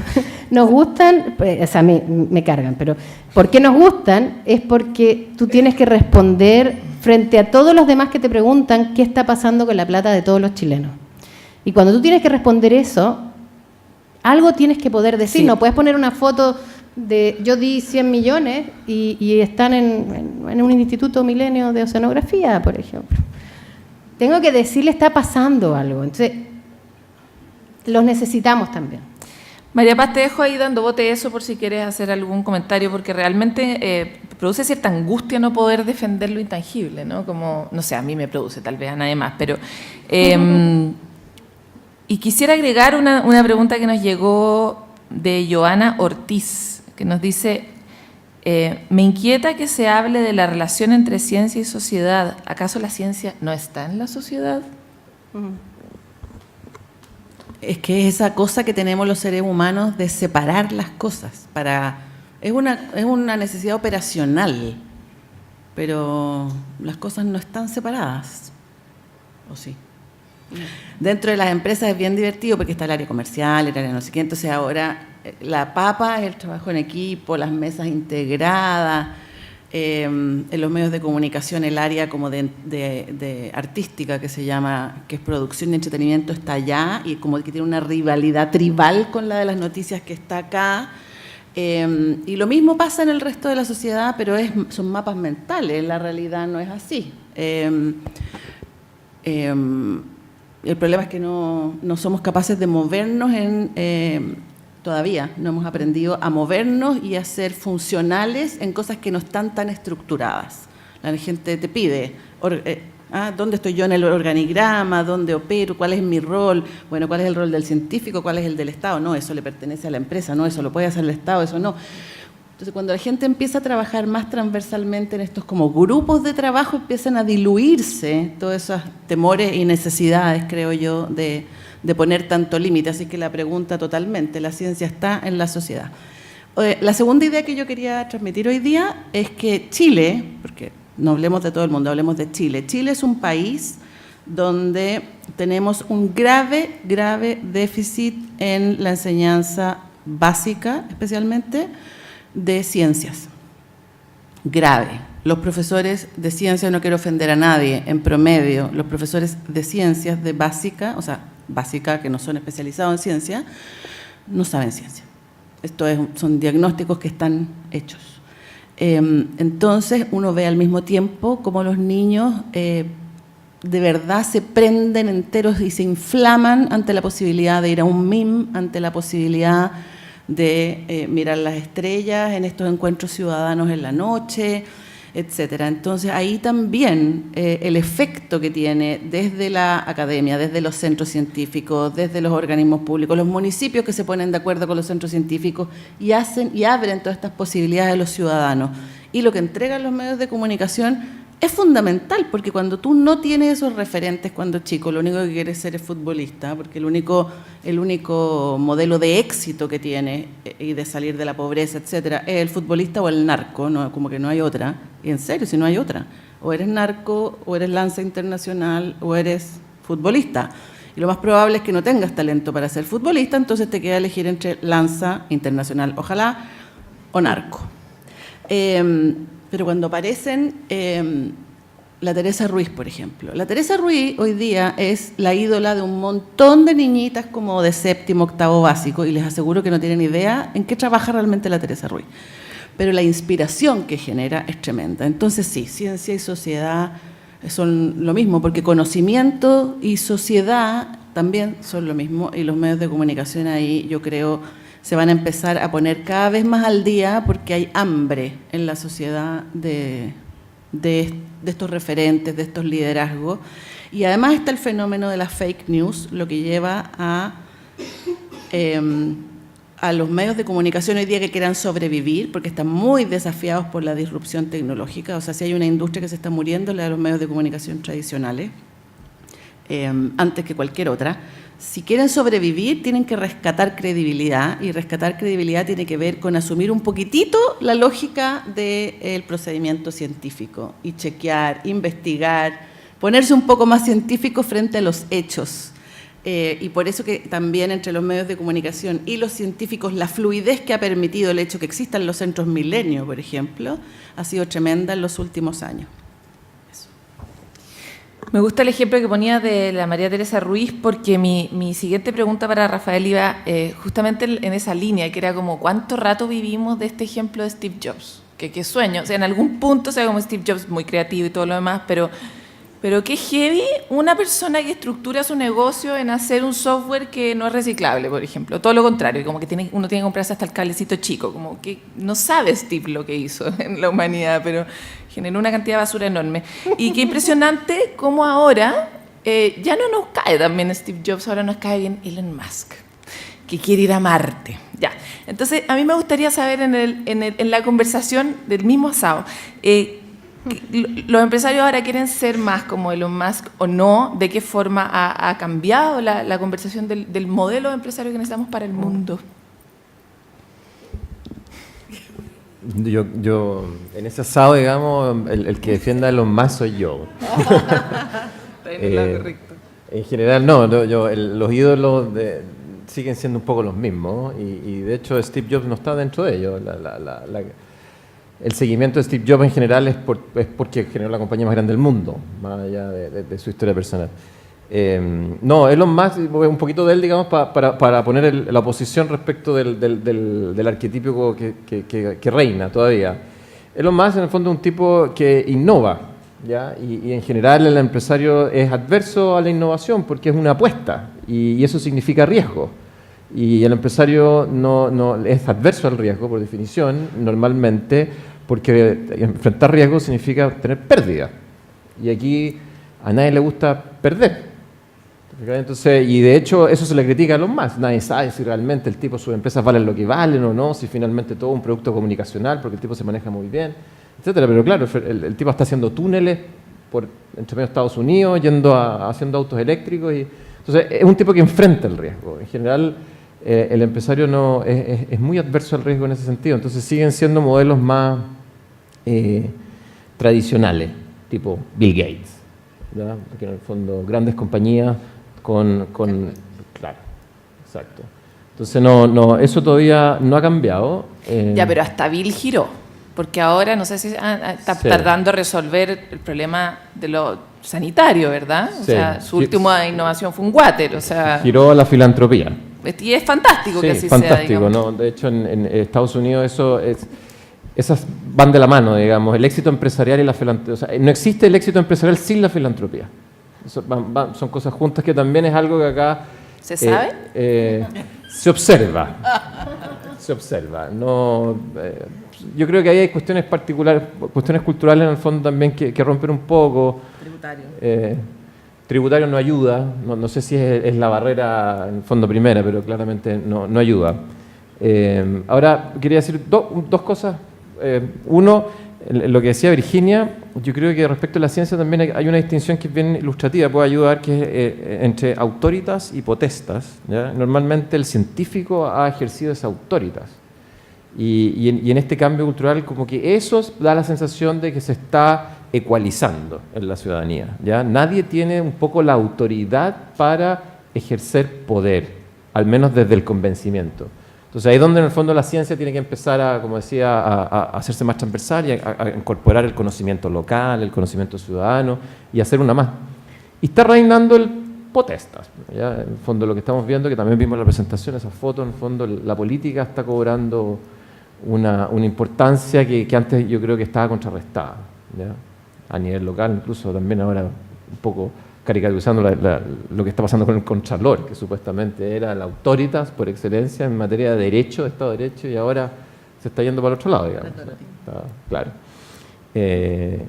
Y por otro lado, el tema de la confianza, que nosotros, que quería mencionarte que hace poquito hicimos un estudio, de hecho lo sacamos, que se llama el Barómetro de la Confianza Empresarial, y fíjate que no estamos tan mal. ¿Ya? ¿Los empresarios?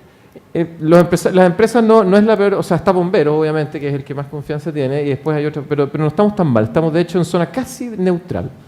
¿Ya? Entonces nosotros tenemos una lectura un poco distinta que es una, Bernardo ha dicho, en el fondo el presidente de la SOFOFA, un sano escepticismo respecto de, y eso implica un desafío, no es una crisis. Yo creo que hablar de una crisis de confianza, porque una crisis de confianza efectivamente que esa señora que tú decías no cruce la calle porque cree que la vaya a matar, ¿ya? Pero eso no ha llegado todavía. ¿Te fijas? Entonces estamos frente a una oportunidad todavía para recobrar esa confianza. Yo creo que eso es un poquito quería tomar un poco lo que has dicho tú para que no sea tan apocalíptico, digamos. No, hay una visión un poco más positiva. Sí. Claro, necesita rating la María Paz, tienes que entenderla. Oye, voy a tomar algunas de las preguntas que también nos siguen llegando a través de redes sociales. ¿Qué rol debe jugar el Estado y en particular las instituciones públicas en la incorporación de resultados de investigación en distintos espacios, sobre todo en normativas, intervenciones, etcétera? Pregunta Paula Vega, y me parece interesante planteártelo a ti, porque una de las posibilidades de medir el impacto de la ciencia básica, como la que hace Milenio, la Carola lo sabe de sobra, es, por ejemplo, ver si, por ejemplo, esta ciencia básica está teniendo impacto en alguna discusión de políticas públicas, en la definición de una ley, o sea, como que por ahí uno le puede buscar el lado, ¿verdad? Entonces... A ver, dos cosas se me ocurren para contestarte. Uno es contarles de un proyecto que se inició en Milenio, sigue funcionando, que es una invitación a jóvenes científicos en formación a generar informes con conocimiento mínimo para discusión parlamentaria. Por ejemplo, se hizo uno sobre el agua, se invitó a estudiantes de doctorado, magíster de todos los centros Milenios, entonces había gente de distintas áreas, y ellos elaboraron junto con la Biblioteca del Congreso un informe que es como lo mínimo que alguien debiera saber para poder legislar o regular temas de agua, y en ese momento, y todavía, habían 3 leyes en el Congreso en discusión.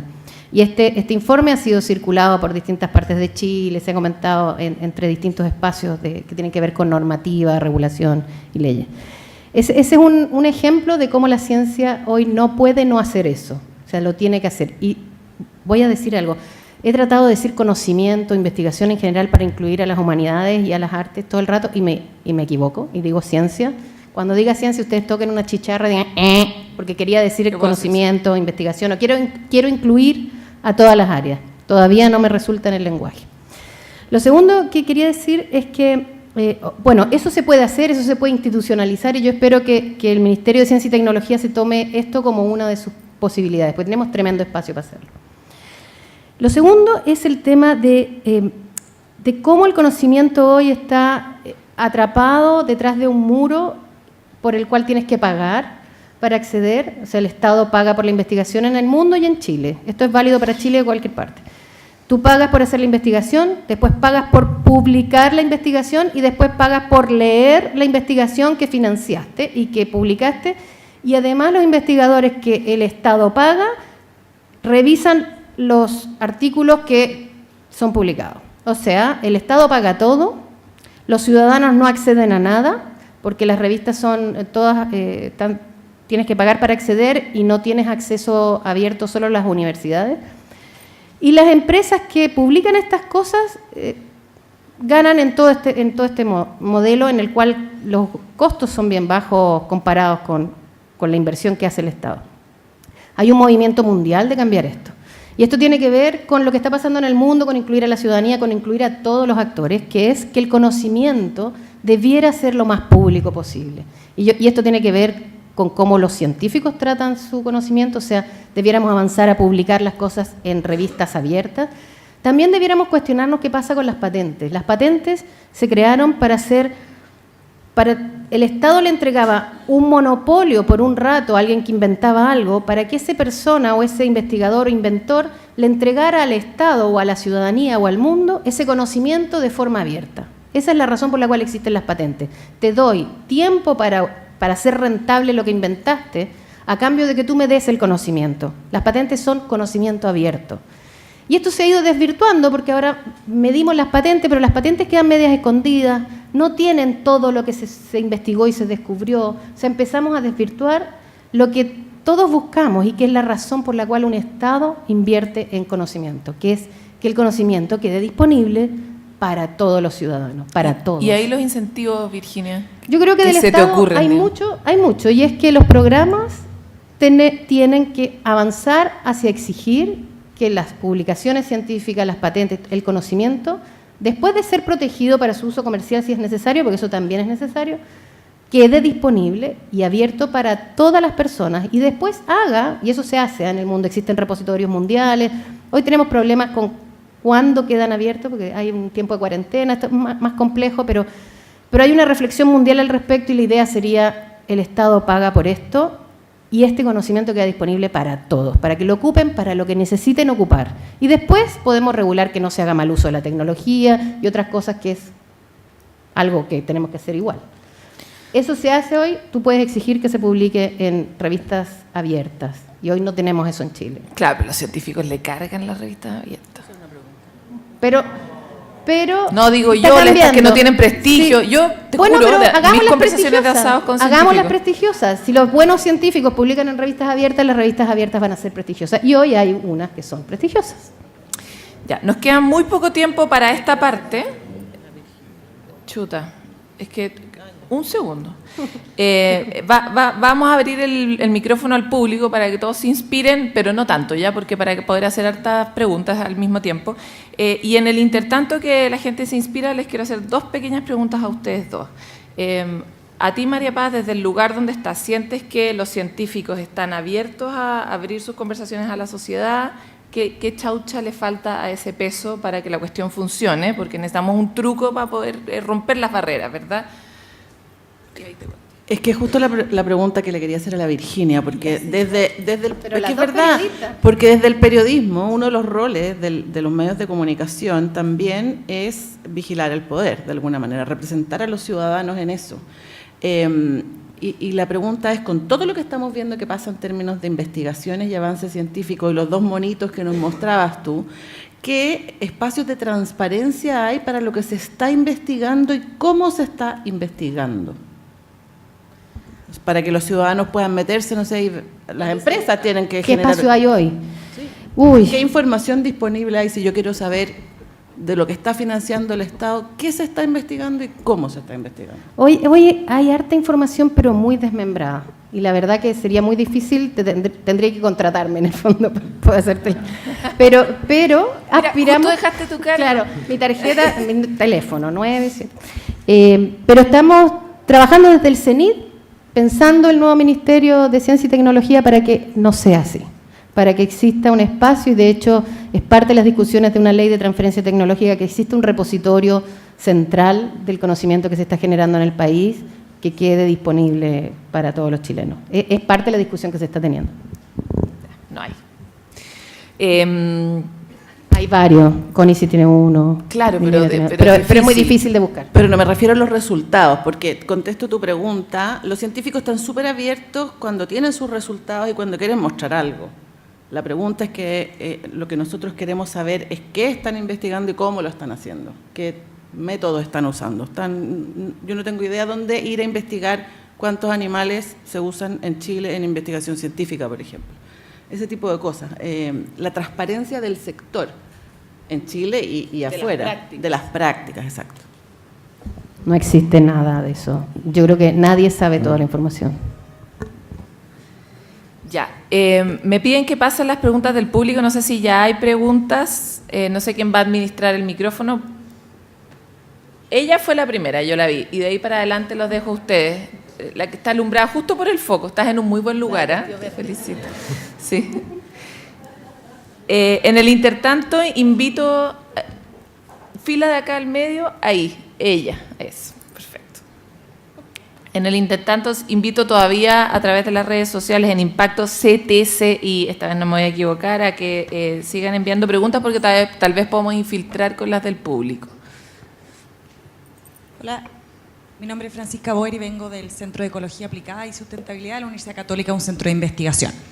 Quería preguntar por el tema, un poco a lo mejor a Virginia, que está involucrada en temas de financiamiento de la ciencia, de cómo podemos fomentar o ahondar en el tema de los incentivos de los investigadores, ya que ellos, para acceder a proyectos de investigación o bien para ascender en su carrera académica, sus moneda de cambio, su premio son los papers, ¿cierto? O sea, cuando hablaban de María Teresa Ruiz, ella sabemos que es premio nacional, que les exigen un poquito hacer difusión y todo, o sea, pero el grueso de los investigadores está en una especie de lucha muy compleja y muy competitiva por ganarse proyectos y por ascender en su carrera, y ese es el premio. O sea, ¿qué incentivo tienen ellos para ir a vincularse con una comisión en el Senado o con alguna empresa? ¿Te fijas? O sea, ¿cómo, si hay ahí alguna teclita interesante que tocar para tu juicio? Gracias. Voy a tratar de ser breve para no monopolizar, pero bueno, Milenio hace rato que revisa eso, y para postular y para evaluarte posteriormente te evalúan cuánto hay hecho de esas cosas, así que hay un incentivo claro a hacer vinculación con el medio. Pero también se está conversando ya más complejamente desde el Estado en la acreditación de las universidades, ya es un hecho que se exige, y yo creo que ahora hay que bajar a las universidades mismas y empezar a involucrar a los vicerrectores de investigación y a los rectores en cómo van a considerar estos indicadores también para el avance en la carrera académica. Y después hay un punto que es clave, que algunos hemos estado conversando, que tiene que ver con el fondo, ¿cómo se llama? El fondo indirecto que le dan a las universidades. Marilena, ¿me echáis una ayuda? El AFE, que es una plata que le dan a las universidades por existir y que tiene un pedacito muy poquito que tiene que ver con cómo se están desempeñando, si lo están haciendo mejor. Y ese poquito tiene un algoritmo que tiene papers, número de doctores y un par de cosas muy tradicionales. En ese poquito, si en vez de solo tener eso, tuviéramos también cuánto estás impactando en políticas públicas o cómo te estás involucrando con la ciudadanía, si logramos encontrar una manera de ver eso, si lo ponemos ahí en ese algoritmo, yo creo que tenemos un espacio tremendo que dar, y es una conversación que hay varios que están teniendo en este minuto. Quiero invitar a Sandra al escenario por si también quieren integrarla a ella dentro de sus preguntas. En el intertanto te hago una pregunta que llega por redes sociales, y es: ¿cómo crees tú que se puede mejorar el diálogo entre la empresa, la ciencia, el conocimiento? ¿Qué tan necesario te parece que esto ocurra, Rafael? Y después la siguiente pregunta es allá, el polera negra. Gracias por la pregunta de dónde llegó, porque me voy a aprovechar de candidatearme, digamos, porque yo creo que lo que está faltando precisamente es la interfase que tienen que ejercer los gremios. ¿Ya? Yo creo que los gremios empresariales en general han desempeñado una labor bastante low profile, por así decirlo, de cara a la parte pública. Han estado muy dedicados al lobby, principalmente, y por eso no gozan de la legitimidad que tienen en otras partes. En Europa, en general, los gremios empresariales cumplen un rol fundamental, ¿ya? Son súper, en el fondo, técnicos, poderosos, trabaja mucha gente, en general son think tank de políticas públicas. Hoy, aquí en Chile, tenemos, en el fondo, estos centros de pensamiento, y que han tratado de ejercer un poquito esa labor de interfase, pero más del lado académico, científico, por así decirlo, y los gremios recién ahora yo creo que están tomando esa conciencia y están tomando ese guante de poder ejercer una intermediación, un diálogo, generar un diálogo entre la empresa y la ciencia, porque per se yo creo que es difícil que se dé.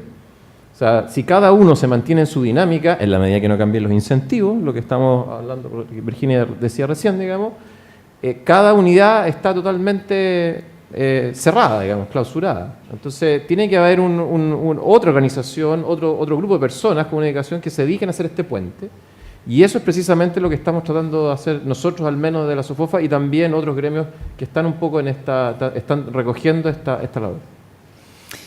¿Pregunta ya? Hola, me llamo Ernesto San Martín, soy director de un laboratorio interdisciplinario de estadística social que tenemos en la Católica. Yo quería hacer una pregunta. Se habló acerca de que la confianza y se habló acerca de la oportunidad o la eventual oportunidad que tendrían los científicos, ya sea en ciencia o en humanidades, de ser líderes. Pero eso no significa acaso que la ciencia y las humanidades reemplacen el rol de la política. ¿Cuál es el rol de la política? Y la colega de Colombia hablaba de un nuevo contrato entre ciencia, conocimiento y la sociedad. ¿Y dónde está la política entonces? Porque está desprestigiada, pero ¿acabamos con la política? Y en ese sentido, ¿que politizamos la ciencia desde la ciencia? Esa es mi pregunta. Sandra y María Paz tienen una potencial respuesta. Me pasaron a mí de primeras, ¿no? Yo quisiera ahí decir dos cosas a propósito de eso. Y perdóname por lo que voy a decir del desinterés que te ilusionó, pero yo creo que más que pensar que el desinterés es como la manera de actuar, lo que deberíamos hacer es explicitar los intereses, que es un poquito diferente. Han circulado preguntas aquí a propósito de la ciencia separada de la sociedad o la relación cultura y ciencia, y yo creo que parte del problema está ahí, que pensamos que los científicos, quienes hacemos formas legítimas de producción de conocimiento, llámense ciencias, llámense artes plásticas y demás, somos seres desinteresados y al final del día no. Y tal vez lo que hay que hacer es ser mucho más honestos frente a esos intereses. Y a lo que voy con eso es que si lo pensamos de esa manera, si entendemos que la ciencia es parte de la sociedad y que es parte de la cultura, porque también hay muchos elementos de lo que nosotros producimos en conocimiento que hacen parte, digamos, de elementos que tienen que ver con la cultura. Eso quiere decir reconocer también que la ciencia y la tecnología tienen los elementos de poder. Piénsenlo tan sencillo como que cuando hablamos de conocimientos, que se ha usado mucho la palabra acá, pues hay unos conocimientos que se consideran más valiosos que otros o más legítimos que otros. Entonces ahí hay un elemento de poder y hay un elemento político. La ciencia no es desinteresada y no es apolítica y nunca lo ha sido. Nunca lo ha sido. Claro, no queremos que eso influya de maneras importantes sobre la manera en que producimos conocimiento, pero lo hace. Lo hace con las mejores y las peores intenciones. Entonces yo no creo que sea reemplazar un rol que al final del día siempre hemos tenido, sino más bien asumir las responsabilidades de lo que hacemos, asumir las responsabilidades de cara a la sociedad y pues como lo dijeron las colegas hace un rato, la configuración de las relaciones ha cambiado y eso nos exige a nosotros estar a veces en lugares incómodos y asumir esa posición, no es quitarle el lugar a otro, es desde lo que hacemos ser mucho más consecuentes también. Tiendo a estar un poquitito en desacuerdo. Lo voy a localizar, por ejemplo, en el panorama chileno. Creo que el arte, las humanidades, la filosofía y la ciencia aún no han tenido la oportunidad de defraudarnos tanto en Chile.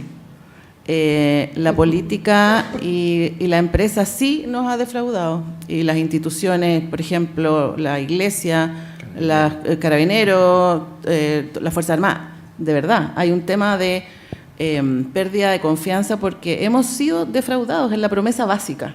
Y yo creo que en el mundo de las artes y de la ciencia, por carencia de industria, o sea, más por carencia que por otra cosa, por falta de recursos, y no digo que, no por falta de talento, o sea, no por falta de ganas, probablemente porque se juntan 4 chauchas para poder hacer tal o cual investigación. El ethos no es llevarse la plata para la casa, porque no sobra tanto, no hay tanto excedente. Entonces, sí es verdad, porque si lo ponemos en otros países probablemente la lógica sea otra. Entonces, yo creo que hay un tema de probidad hoy día, que en estos espacios todavía existe y hay por lo tanto un sinónimo ahí de credibilidad, y eso es re importante en un país como Chile o en Latinoamérica todavía.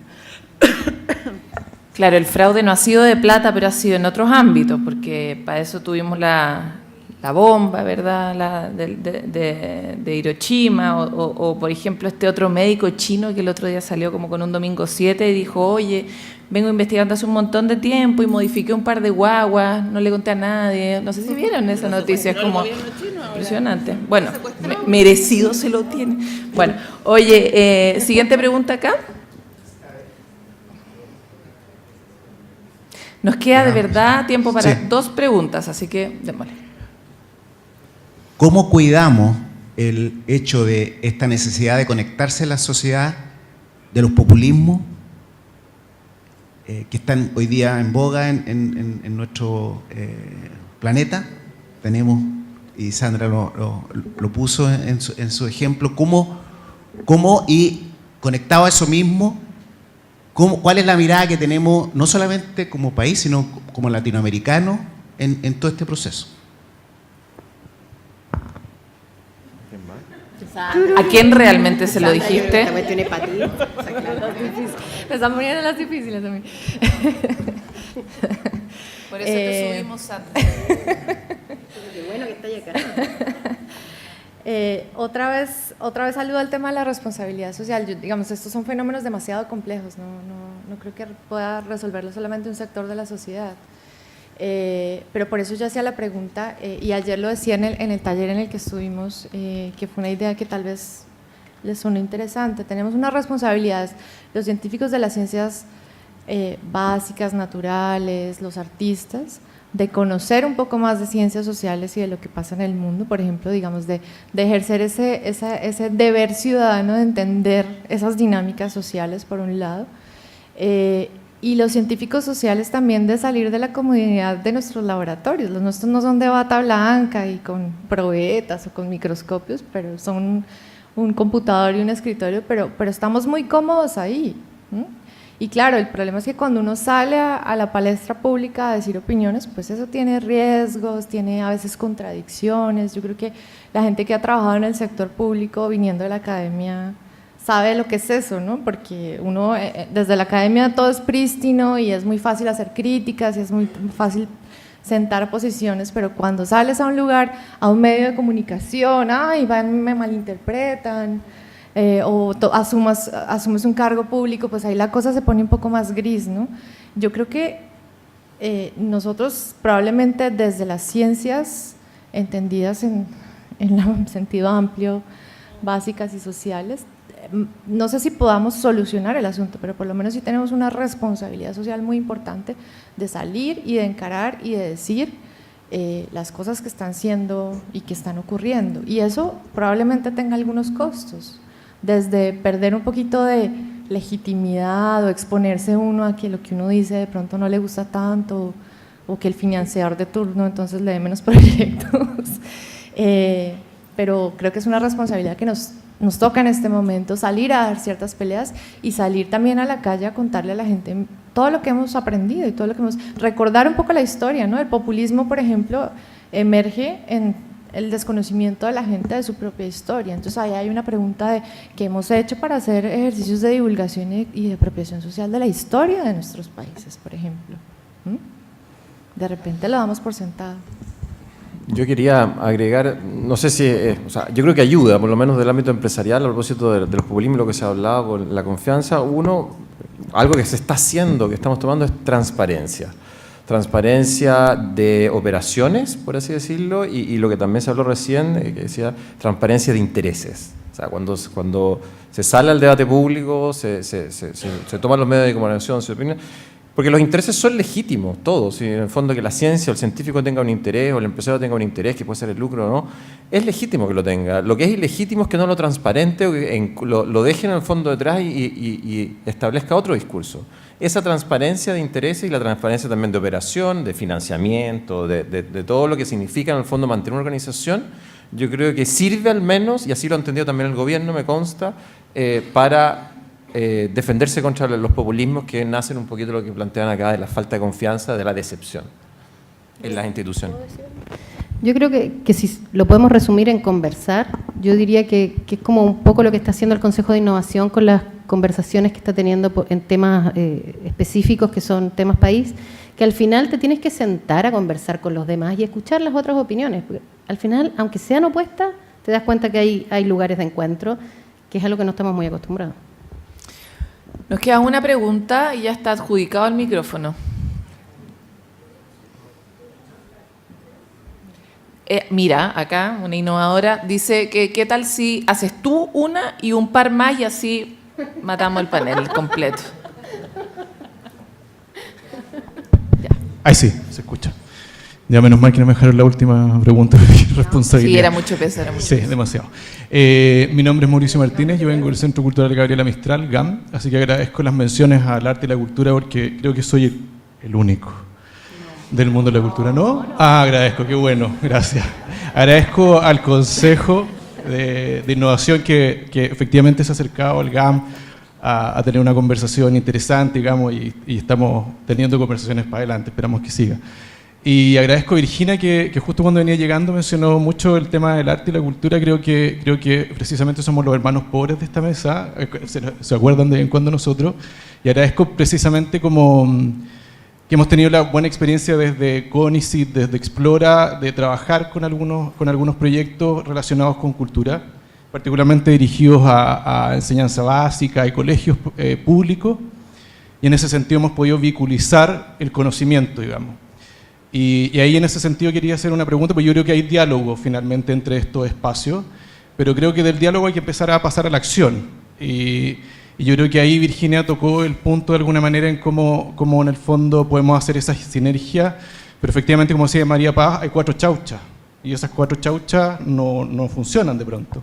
Entonces ahí la pregunta de pronto es para Rafael y para Virginia, cómo poder hacer esa triangulación, digamos, virtuosa, ese círculo virtuoso donde efectivamente aumentemos esas 4 chauchas y vinculicemos este conocimiento, digamos, entre el mundo de la ciencia, el mundo privado, digamos, para que precisamente se democratice. Y en ese sentido, el mundo de la cultura hemos tenido como históricamente de alguna manera una responsabilidad de democratizar cierto nivel de conocimiento.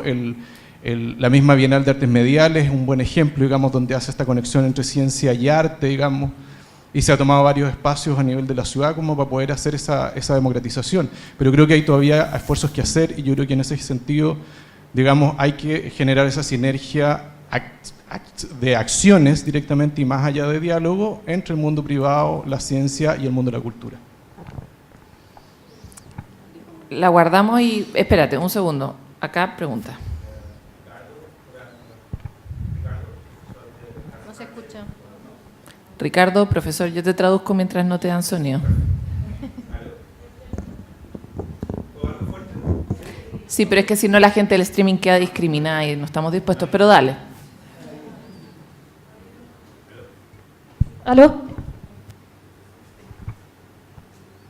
Muchas gracias. Ricardo Hartley, académico de una universidad acá en Santiago.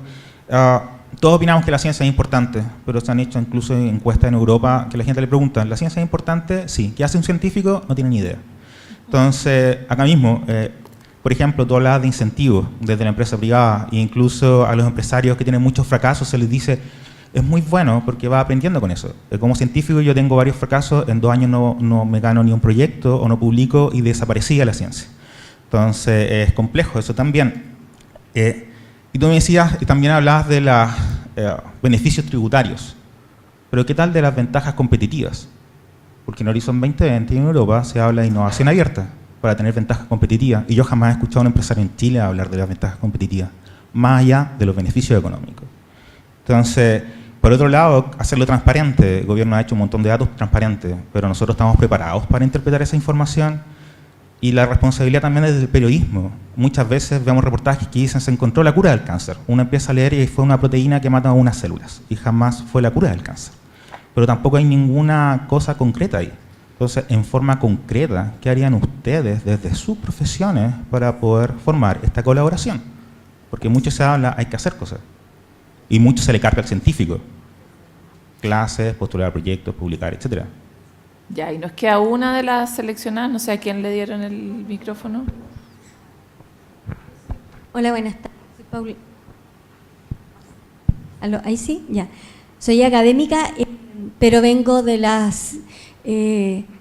clínica, soy enfermera y investigo. Y a mí, más que nada en relación a lo que habló Virginia, pero uno se difunde, pero el problema de la difusión y todos los problemas que nosotros conocemos con respecto a la revista, hay otro tema que en lo particular a nosotros nos preocupa, que es que se gasta, y el Estado gasta, por lo menos en FONIS, muchos fondos para que investiguemos, pero cuando el día de mañana, y especialmente en FONI ahora que pide resultados, y pide resultados tangibles, manuales, seminarios, todo, después cuando nosotros decimos, perfecto, aquí está el producto, sí, pero no hay plata para implementarlo.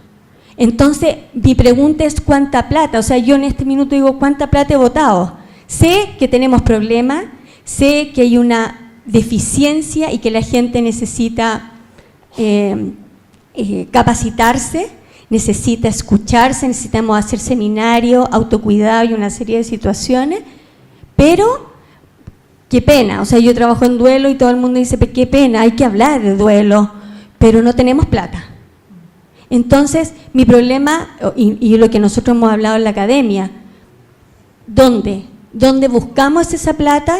Si la empresa me va a decir, ¿para qué vamos a hablar de duelo? O sea, alguien me dijo de burnout una vez, no existe el burnout en el área clínica, hospitalaria y APS. Y yo dije, bueno, ¿en qué país, en qué mundo funciona? Ese ya no es plano, vive en Marte, porque, ¿te fijas? Entonces, eso es lo que a muchos nos preocupa, porque queda en nuestros lindos escritorios.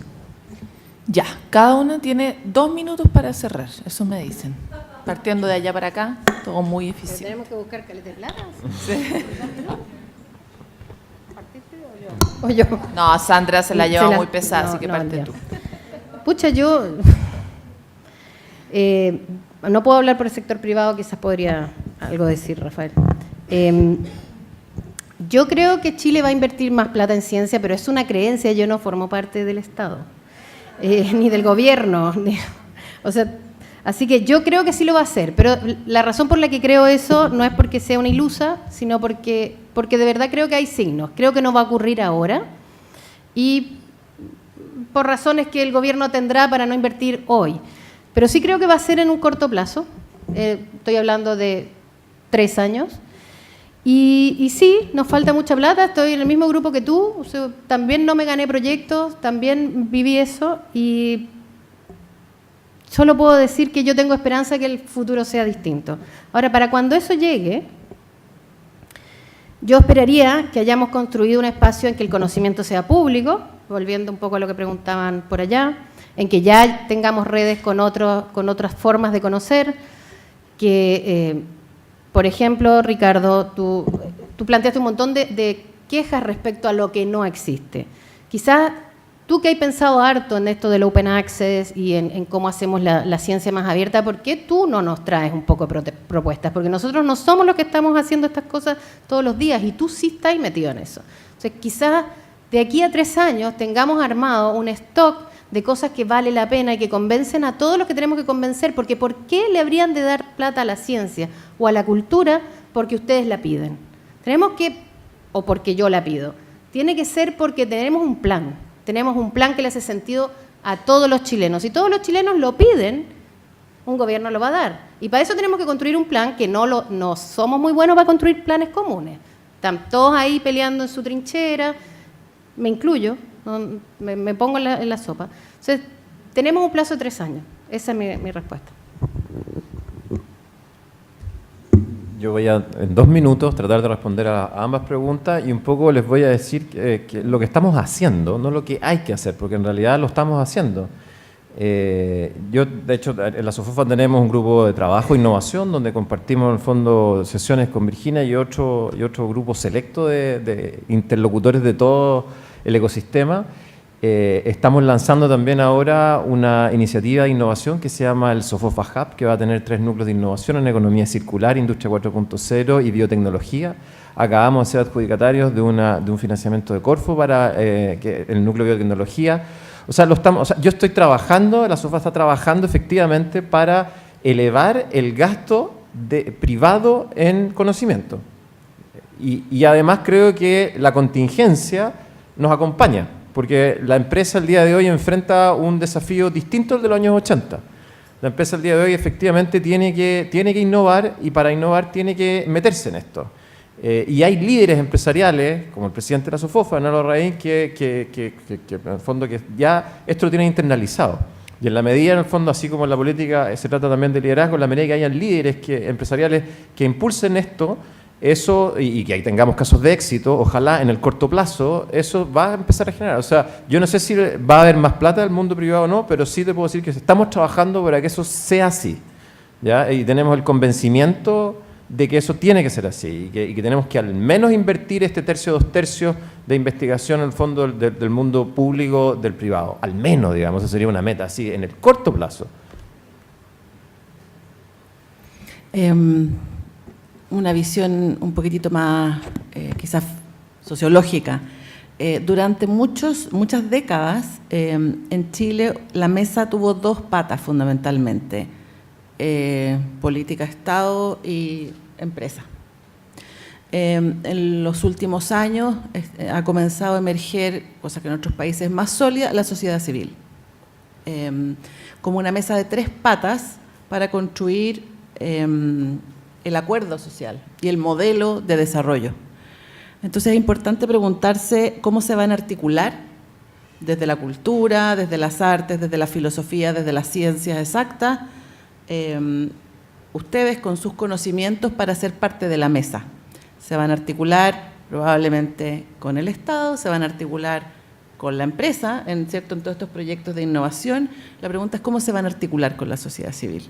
Porque la sociedad civil se está articulando al mismo tiempo con todo el resto de los sectores y está tomando cada día más importancia. Hoy día, en una iniciativa de gobierno que apunta a resolver problemas importantes de la sociedad, están sentados en la mesa empresarios, políticos, gobierno y sociedad civil en igualdad de condiciones. Ese es un territorio que está conquistando la sociedad civil y que es importante que ocurra. Esta es la trimembración social. Entonces, ¿dónde están ustedes? Es una pregunta interesante. ¿Con qué alianzas establecen? ¿Cómo las establecen en los territorios, por ejemplo?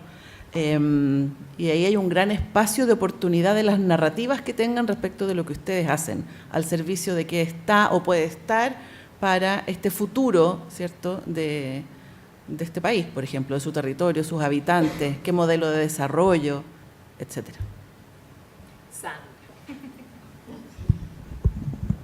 ¿Puedes hablar de otra cosa? Virginia me propone que hable de otra cosa. No, yo mi invitación siempre es hacer un poquito reflexivo sobre nuestras prácticas. Para bien y para mal ya pasó la época en que nos daban recursos porque era importante y porque sí. Eso es triste para nosotros y para nuestras prácticas. Y eso nos supone unos retos importantes, y yo insisto sobre el tema de la politización. ¿Por qué no me dan recursos? Esos sistemas de evaluación. Mira, a donde uno va, esto no pasa solo en Chile, pasa en Colombia y pasa en otra cantidad de países. Hay un montón de gente descontenta con muchas cosas, pero no tienen capacidad de asociación, no tienen capacidad de juntarse para decir, no, así no lo queremos, proponemos otra cosa. Y yo creo que hay una reflexión a propósito de cuáles son nuestras expectativas frente al mundo también. No nos gustan los sistemas de evaluación, bueno, ¿qué vamos a hacer como comunidad? Y ahí es cuando el individualismo de muchos años, también de trabajo, buscando solamente el éxito, la legitimidad, nos gana. Entonces yo sí creo que estamos en un cambio de época para las condiciones en que teníamos para producir conocimiento. Yo no estoy diciendo que no sea valioso, que no sea importante, el tema es que las condiciones cambiaron. Y en ese modo de cambiar también tenemos que pensar cómo como comunidad científica nos cohesionamos también para ser un grupo ciudadano más, y ahí está el punto de que no somos distintos al resto de los ciudadanos, somos un grupo ciudadano más con demandas, con reclamos, con necesidades. Entonces tenemos que pensar un poco qué vamos a hacer al respecto de eso y no esperar a que no va a pasar, tristemente no va a pasar. Con el dolor de todos nuestros corazones, tengo que parar esta conversación porque ya estamos 1 minuto pasado respecto de la meta que nos habían puesto. Quiero primero que nada agradecer a todos ustedes por su tiempo, disposición para conversar, a todos ustedes para preguntar la cantidad de preguntas que no pudimos incluir. Quiero hacer esa promesa que hacen como las teleseries venezolanas, como el asesino es, la respuesta la van a saber en el próximo bloque. Bueno, en el próximo bloque va a haber un montón de espacio para preguntas, así que quédense aquí y guárdenlas, puede que las puedan reformular. Agradezco la invitación a mí también para moderar este panel, y definitivamente una cosa clara es que a tu asado tenemos que ir todos, pues. O sea, eso ya está totalmente claro, ¿ya? Muchas gracias a todos y viene ahora el siguiente panel.